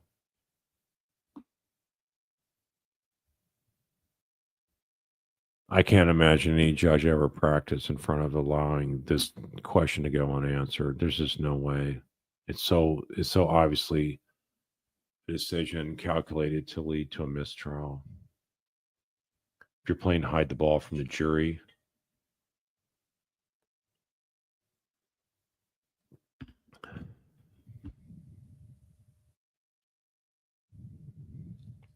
Tina, you're saying the jury should acquit Karen on all charges simply due to her nasty attitude and disposition towards Karen and her team and her poorly written jury form and weird instructions period. Well, also, think about the fact that the way Karen was treated by Proctor and all that. I mean, that could be their basis for the nullification as well. That's what I would be doing if I was in the jury and there's anyone trying to hold out for the drunk driving conviction. I'd be talking about, look what the way the judges acted, the Braids Brennan acted. I'd just keep grinding them down with those kind of details.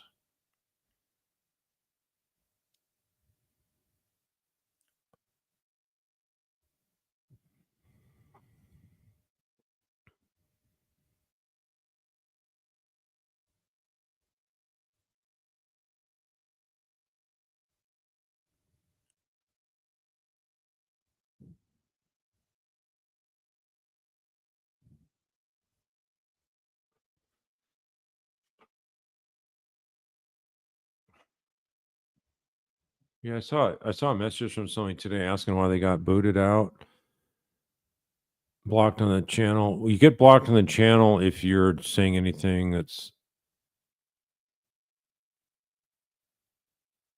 there's anything profanity or perverted, things of that nature, cussing, swearing, cursing, that kind of stuff. I'm trying to keep the channel clean and stripped of that kind of stuff. Even if you abbreviate it, I don't like seeing it.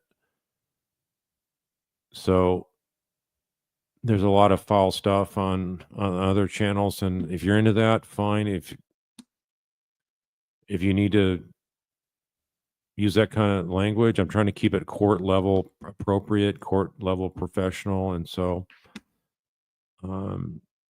please refrain from that if that's your normal vocabulary. If not, those are kind of people that'll get blocked, and so I guess you can always follow the channel. You just won't be able to comment, but I please respect that of you guys, and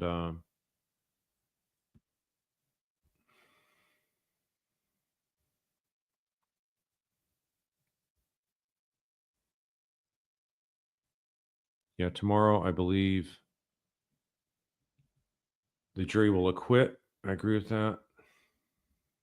Otherwise, they have that break. They have the federal holiday Thursday, and the judge obviously is not going to have them come back Friday when they can have a 4-day weekend. I'm sure the judge put in for leave on Friday.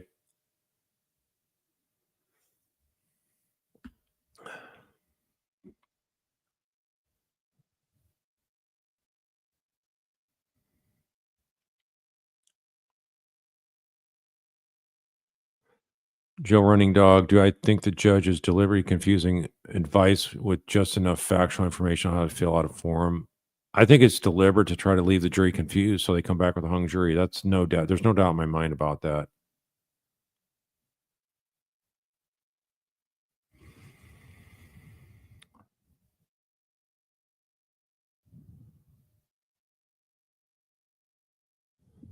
Tina, you say you live in, it looks like Worcester, but I had somebody in the army he came from there, and it's Worcester, Massachusetts.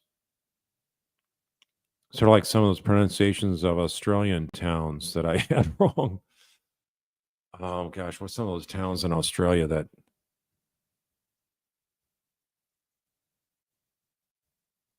they're pronounced way different than they look and spelling.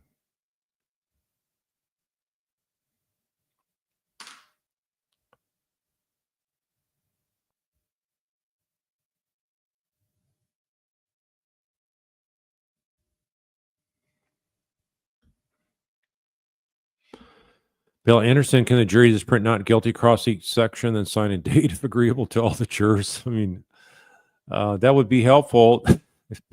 On every single thing where it says guilty, put not in front of the guilty. Amy, you're saying, is there a plan on jury? I mean, it's possible. Think about it, jurors are randomly called. Did they have a couple plants in each block of 50 coming in or something? I don't know. Anything's possible nowadays. Kenny, you're saying if the jury doesn't ask a question just right, they won't get an answer. That's so dirty. Well, yeah, because the judge will keep them in the dark.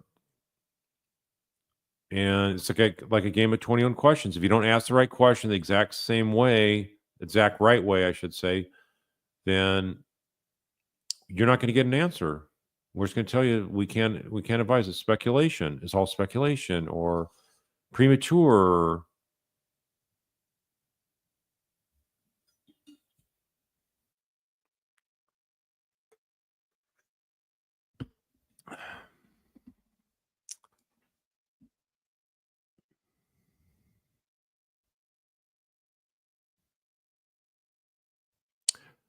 Yeah.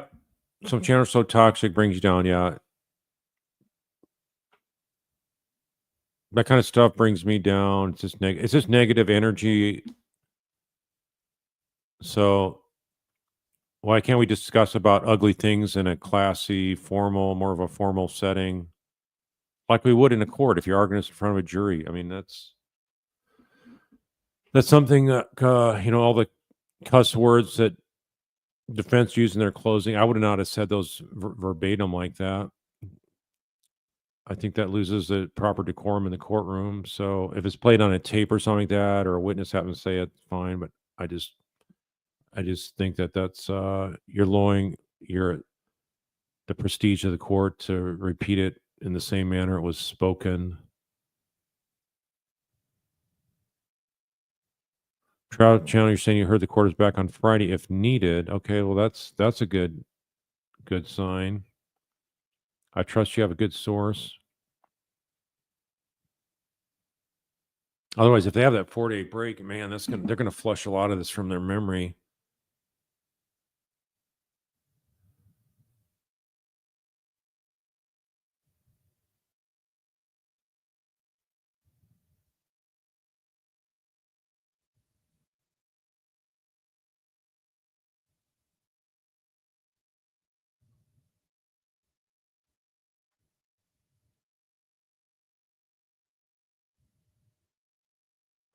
Okay, Tina, again, you're saying you live in Worcester and you've always known this, that the state is one of the most corrupt states ever, but to see corruption on full display in front of the entire world is truly sickening. Yes, it is. I mean, most of the corruption is not going to directly touch and affect your life, but if they ever pick you up and their criminal injustice machine goes after you, then they're going to grind you up, try to spit you out.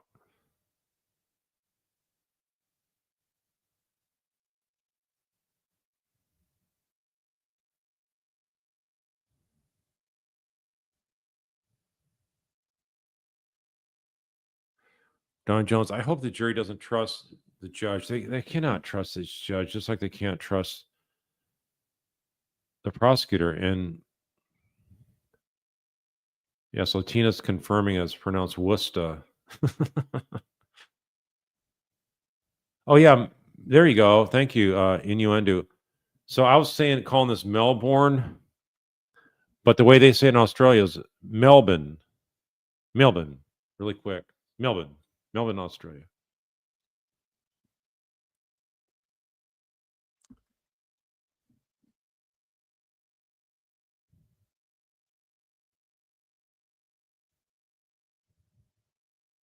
Yep, trying to hoodwink the jury again. I mean, that's all this case has been about: hiding the truth, hiding the balls, I call it. Even during jury deliberations, keep out clear instructions when you have a legitimate question.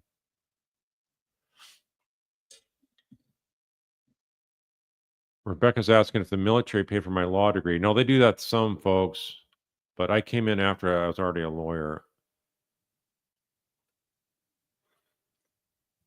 So I didn't come in until, what is it, 25?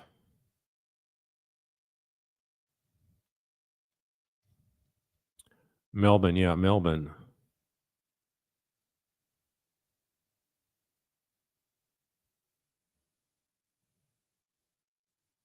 Yep, back to the old tricks again.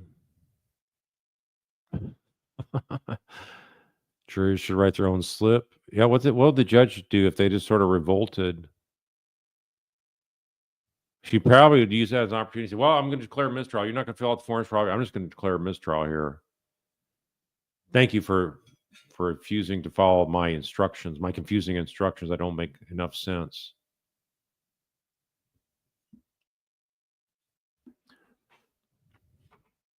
Hey, so what you guys have followed this case?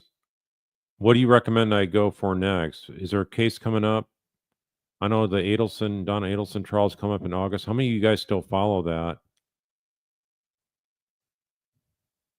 I think a number of followers, I don't know what percent, didn't want to follow this case that were following me there. That was the main case I was covering for the last 2.5 years. And then I jumped over to Kieran Reed, and I think that whatever reason, some people just weren't interested in following us. But if that kicks off in August, I think there's a chance it could get strung out with problems of conflicts again, conflicts of counsel. But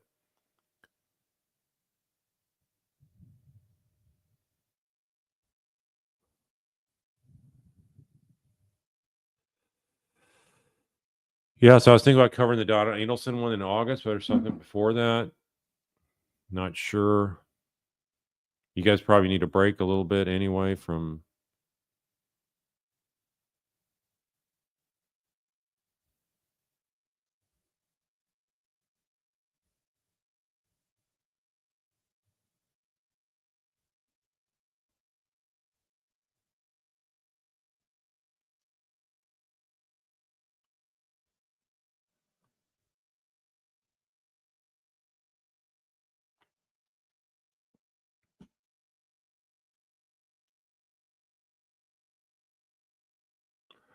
Old Pueblo Hops, you disagree respectfully regarding defense quoting vulgarity. If the truth isn't revealed as it is, it gets diluted to the point of being a word that can't be repeated.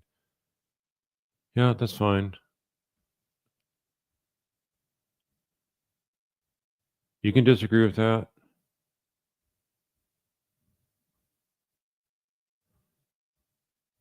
I would have definitely not just said it like, oh well, and they said called her a this or that. I would have said it in so loud and booming voice and said it with such outrage. It wouldn't have gone over light on the jury, trust me. I would have ripped that guy to shreds, which I think would have been more impactful than just saying the word. So I disagree with you on that, but that's fine.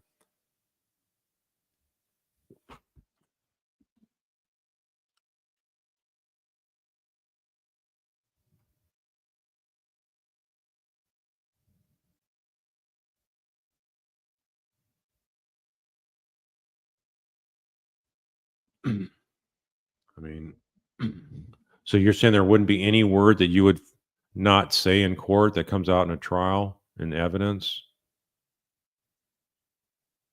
I can think of one word right now that I think if an attorney said it in court, they would be like, they'd be crossing a bar that they would never get relief from.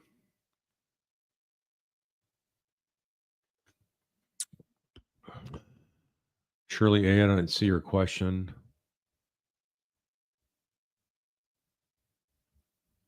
There's a lot of questions I got.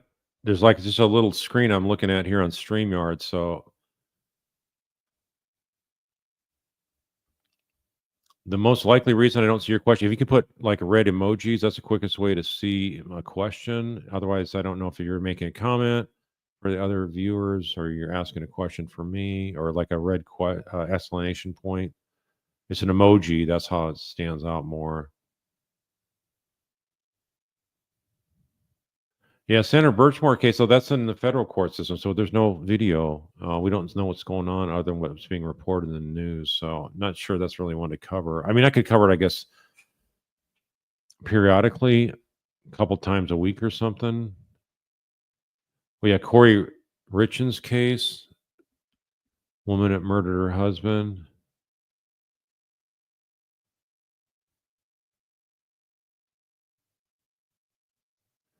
Yeah, the Giglow beach murder is happening now.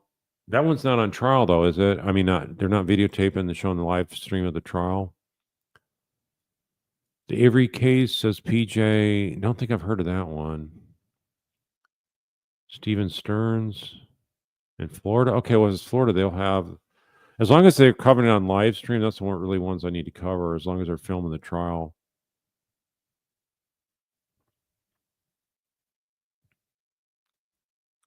Amy Smith, do I think the jury's intimidated by the judge and afraid of asking further questions? I don't know. Maybe they feel like they're getting the runaround, and then maybe they won't ask questions for that. But being intimidated by her, I would hope not. I don't think so. She doesn't have the demeanor of a judge up there. All the sighing and twirling her glasses and rocking in her chair and swiveling in her chair.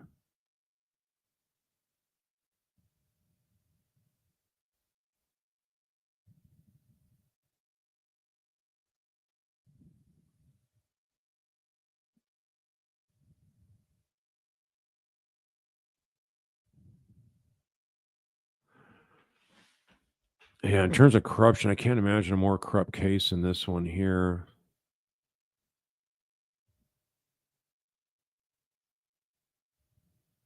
Oh yeah, Koberger, that's one. When is that trial's kicking off though? Is that I don't think that's this year, is it?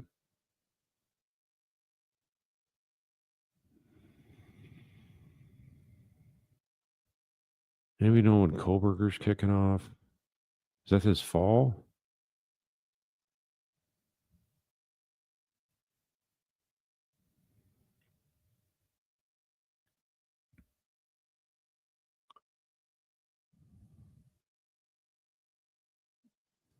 Well, how he goes. No plea deal wouldn't be on the table. Prosecution and judge are hoping for the jury confusion to continue and that they have to declare a mistrial, all because they don't know which forms to fill out in the right way, because the judge won't give them a straight answer. Alan Greenberg, yeah, that's a good case, but it's not going to trial. Nobody's been arrested yet, but I could do some coverage on that. I'm familiar with that.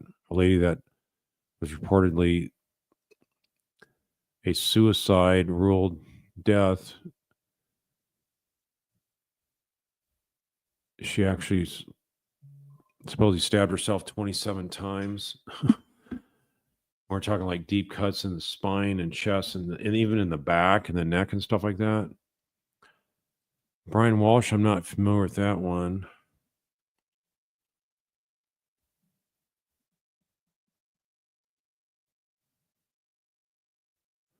Okay, August 11th, Brian Kohlberger. Thank you.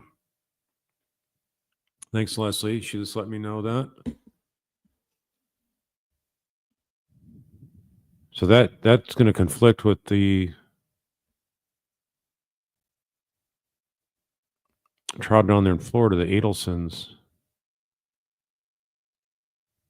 Yeah, Adelsons, I'm sort of so disgusted with Donna not being arrested and tried together with Charlie that it's sort of like a waste of time to see this go through. I know there's some new exciting details, like what's going on with the supposed plot to kill her oldest son up in the Northeast.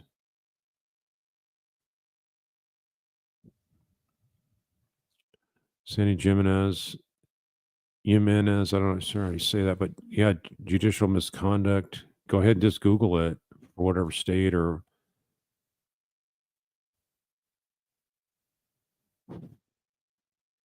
Yeah, Truth Ginsburg, you'd say never say the C word in court. You're hard if I listen to product or say. Well, if you say the same words that they say, then you're sort of like, in my book, you're sort of like making it less horrifying.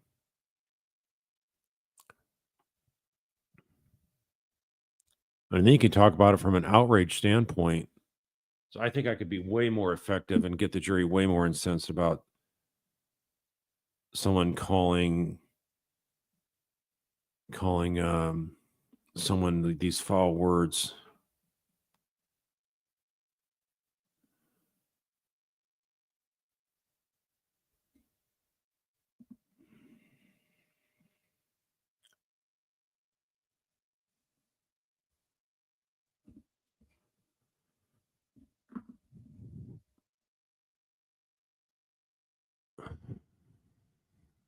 Maverick, you're talking about Robert Brooks case, a New York correction officer's brutal killing a restrained inmate, horrifying. I've heard about that one. I heard about that one last week when we were in New York City. Don't know any other details. I think they charged like six or seven law enforcement or correction officers. I guess those in some states they're considered law enforcement as well as correction officers.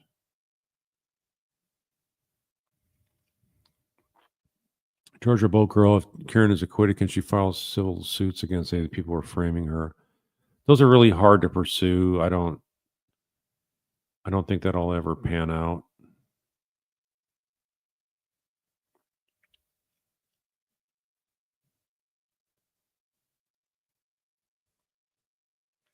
Get them. Would you recommend Karen leave the state if not guilty? No matter what, she needs to leave the state. Absolutely.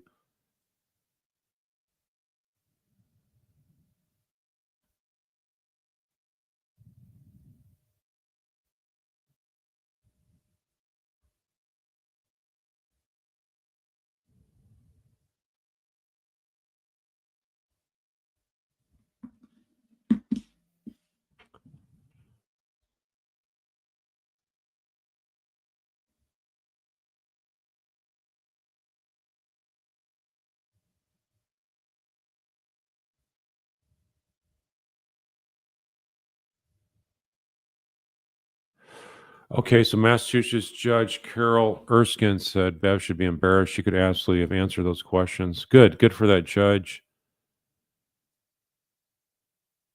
Let me see if I can find that.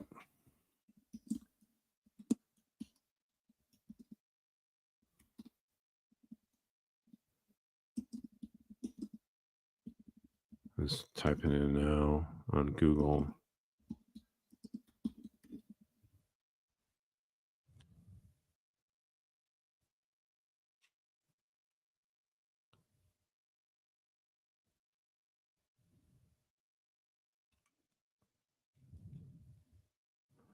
I don't know if she was quoted. I'm looking at her X account now.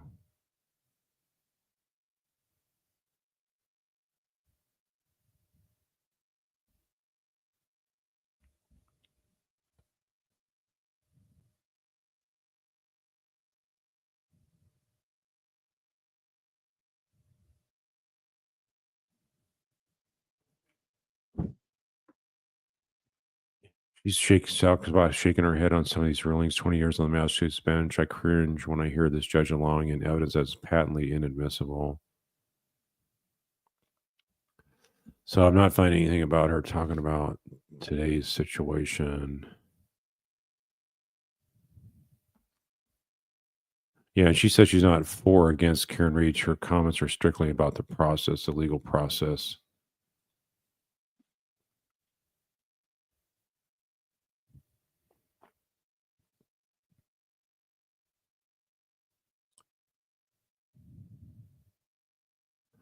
When you're saying that you think that the Idaho 4 case with Kohlberger's a setup framing type case?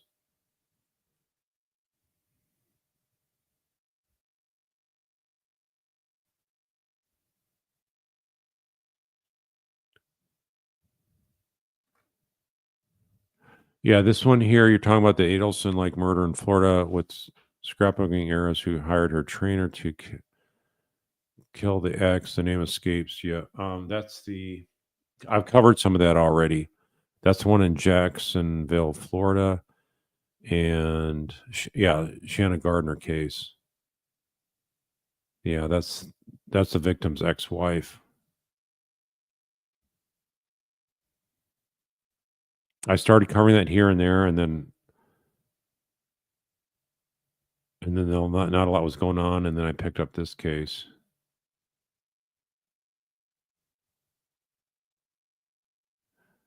Yeah, just send it to jurytrialmentor@gmail.com. I've not followed anything of the Kohlberger case. Once he got arrested, I was like, I didn't want to follow it anymore. That case was so gruesome. Oh yeah, Brian Walsh. Okay, that's the one with the victim there in Canton. I think that's the cop, isn't it? The cop that killed Senator Birchmore.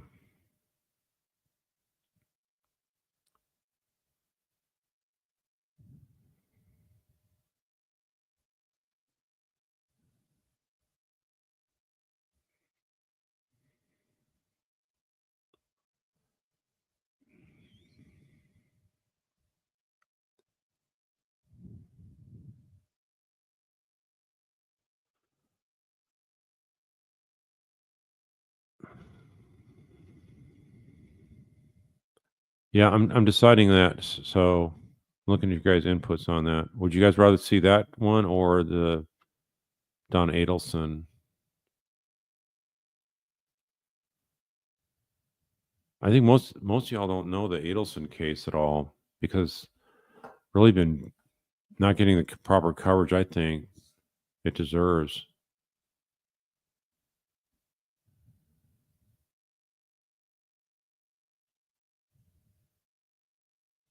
Whatever you're saying, Canoni says Canoni knew and allowed Brandon to lie about the sweatshirt. Can she be sanctioned as a lawyer? Would that lead her to losing her judgeship? I don't think they're going to be able to prove that she knew about what he was doing, but so I think you could, with all the other stuff that's out there against her, they'll probably do nothing. I saw somebody said there was like 672 complaints against her so far.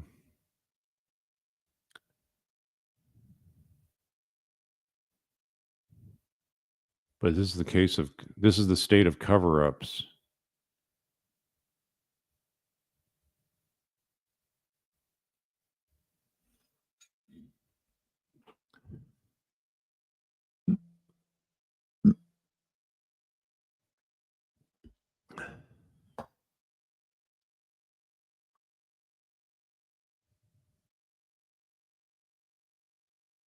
All right.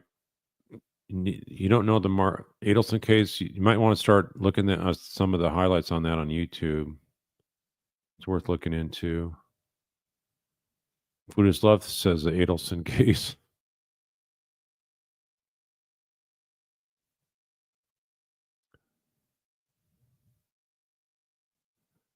Yeah, you guys start looking at some of the main stuff on like Dateline or 2020 on the Adelsons. TNS, you're saying you're sick of that family. If somebody gets arrested, then you'll watch that trial.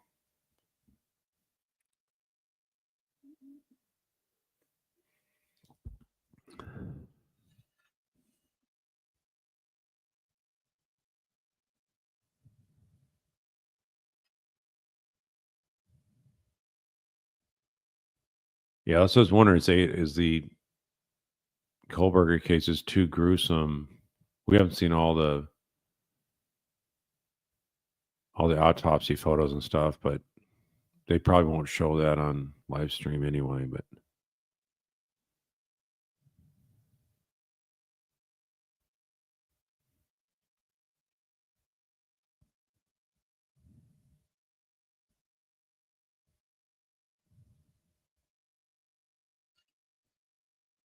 yeah, so the Adelson case, they have a dentist son already in prison, life without parole. He's a periodontist, dentist type.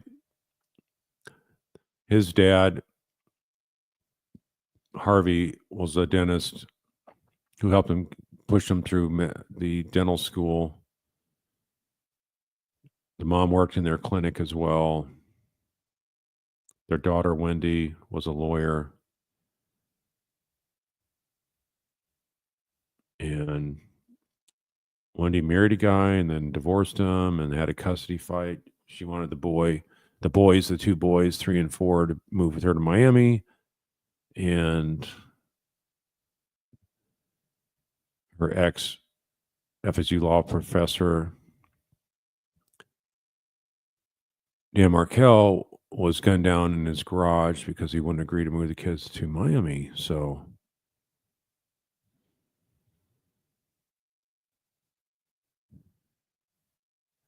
yeah, I just don't know how much. I don't think a lot of that gruesome evidence will be shown on live stream.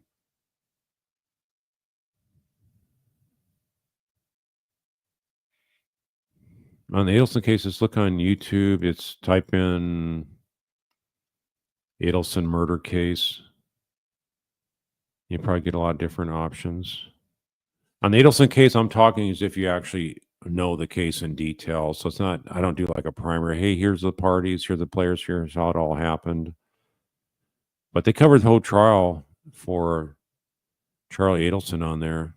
Actually, I covered the trial after the first day. If you go to this channel, I covered the Charlie Adelson trial, which was over a year and a half ago now. And it was like an 11-day trial. So I did a live stream of the whole thing. So yeah, you could go there. But if you want a quick condensed summary, then I'm not the place to do that.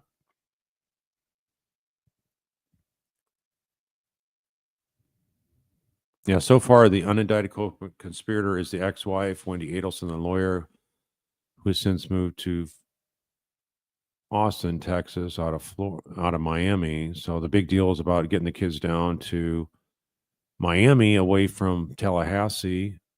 And as it turns out now, the grandma is being prosecuted.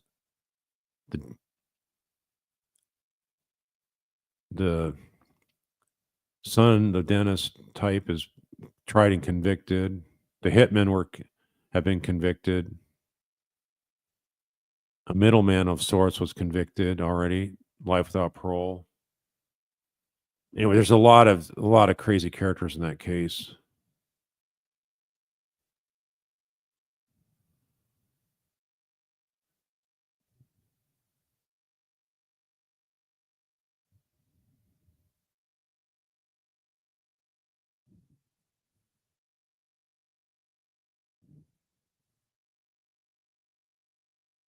Yeah, you could look up Wendy Adelson's interview. Some people call it interrogation, but it's an interview, not an interrogation.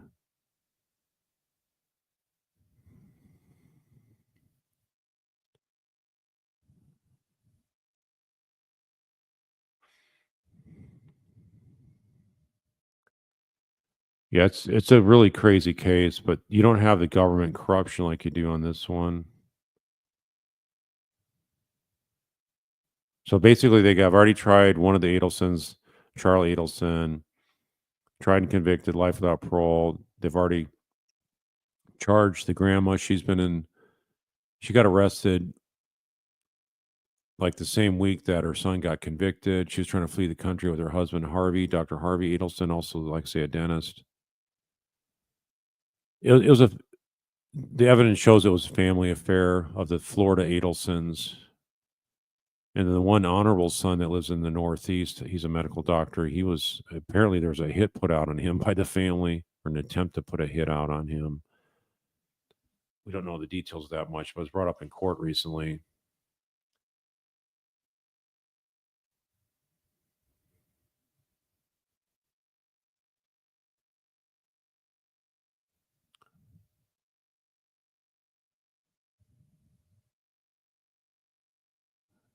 Yeah, I've been saying they should charge Wendy and Harvey.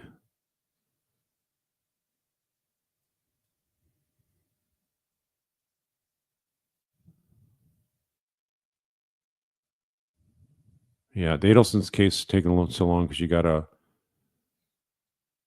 slow, weak prosecutor there, and you've had conflicted lawyers. I cover a lot of that stuff. I might cover the Kohlberger case. I'm interested in it. It sounds like it's sort of an open shut case, but I know there's a lot of motions and stuff. They're trying to talk about third party, this and that. I just haven't been following it.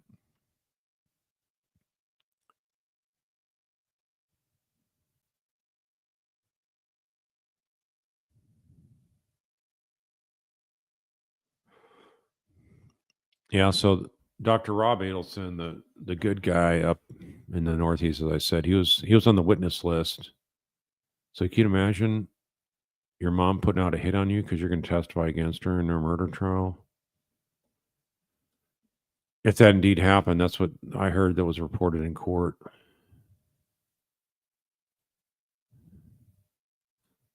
Whatever you're saying, you're angry with the way the bias Cannonies totally disrespects Jackson. In particular, gives him 1 minute to discuss with his team in a murder trial. Yeah, that was absolute garbage.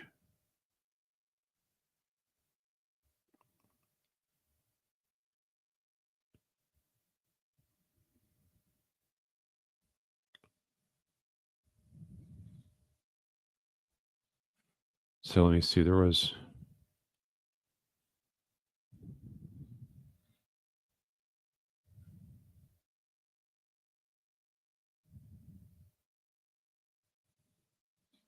I don't have it here. There was.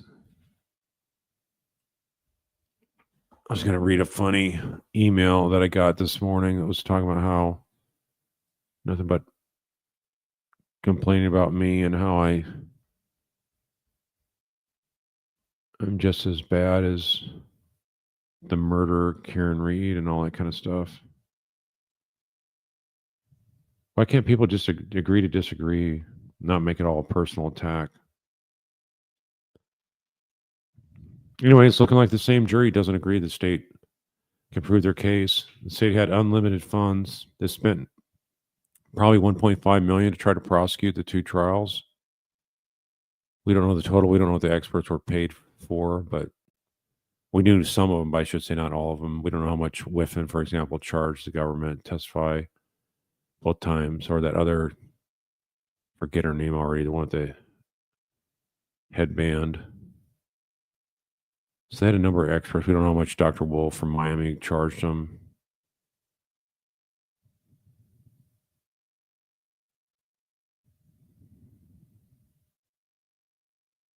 Let's see. I hope at least one juror's looking up the law tonight. Bev was useless today. Yeah, you think they'd be looking up, just Googling that.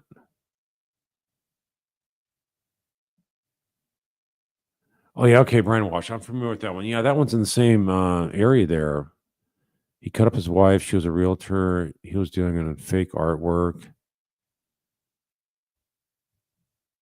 Yeah. Is that one video? When's that one start? Is that one should be televised, I imagine.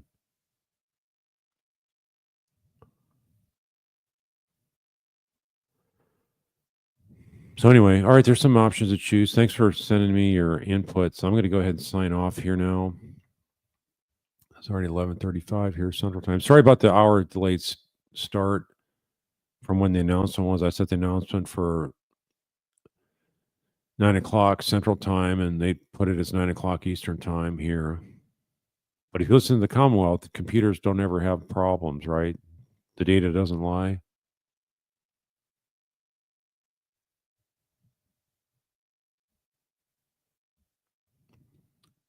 So anyway, I should be back on tomorrow night to talk more. Hopefully we'll have a verdict sometime tomorrow. Hopefully in the morning, sooner the better. And I'd be loving it if it's not guilty across the board. This jury's been tricked enough and had the ball hidden from them for 35 days, court days, that is. And maybe so I say, you know what? We're going to do jury nullification here. We're going to go ahead and just go not guilty across the board. We can't get a straight answer from this judge. You've been blocking legitimate questions day in, day out, all day long from the defense, and you're going to block us too. Sorry. Let's write not guilty on everything. Yeah, let's leave slack. That's what I'm saying. Just say, you know what? Forget it. Jury nullification. You had us on the DUI. We're willing to compromise on that. But if you can't answer a straight question on the other things, we don't want another hung jury. So guess what? We're just going to go not guilty across the board. Enough. We're done with y'all and your corruption. Yeah, we gave you a couple hours to answer that question, and you still don't answer the question. We're done. We're checked out. Finished with this abusive process. We're disgusted with the court's treatment of witnesses, the way they just rubber stamped everything this prosecutor could do to bash and harangue these honorable people that were testifying in this court. From every single doctor that was called up there was just treated like they're absolute scum, with the exception of the one Welcher guy. So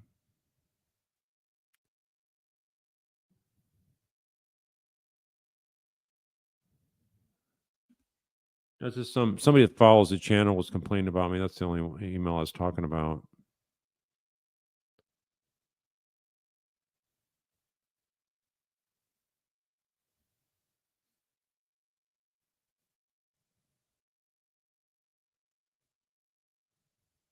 So anyway, all right. Well, thanks again for your support for the justice cause here with Kieran Reed.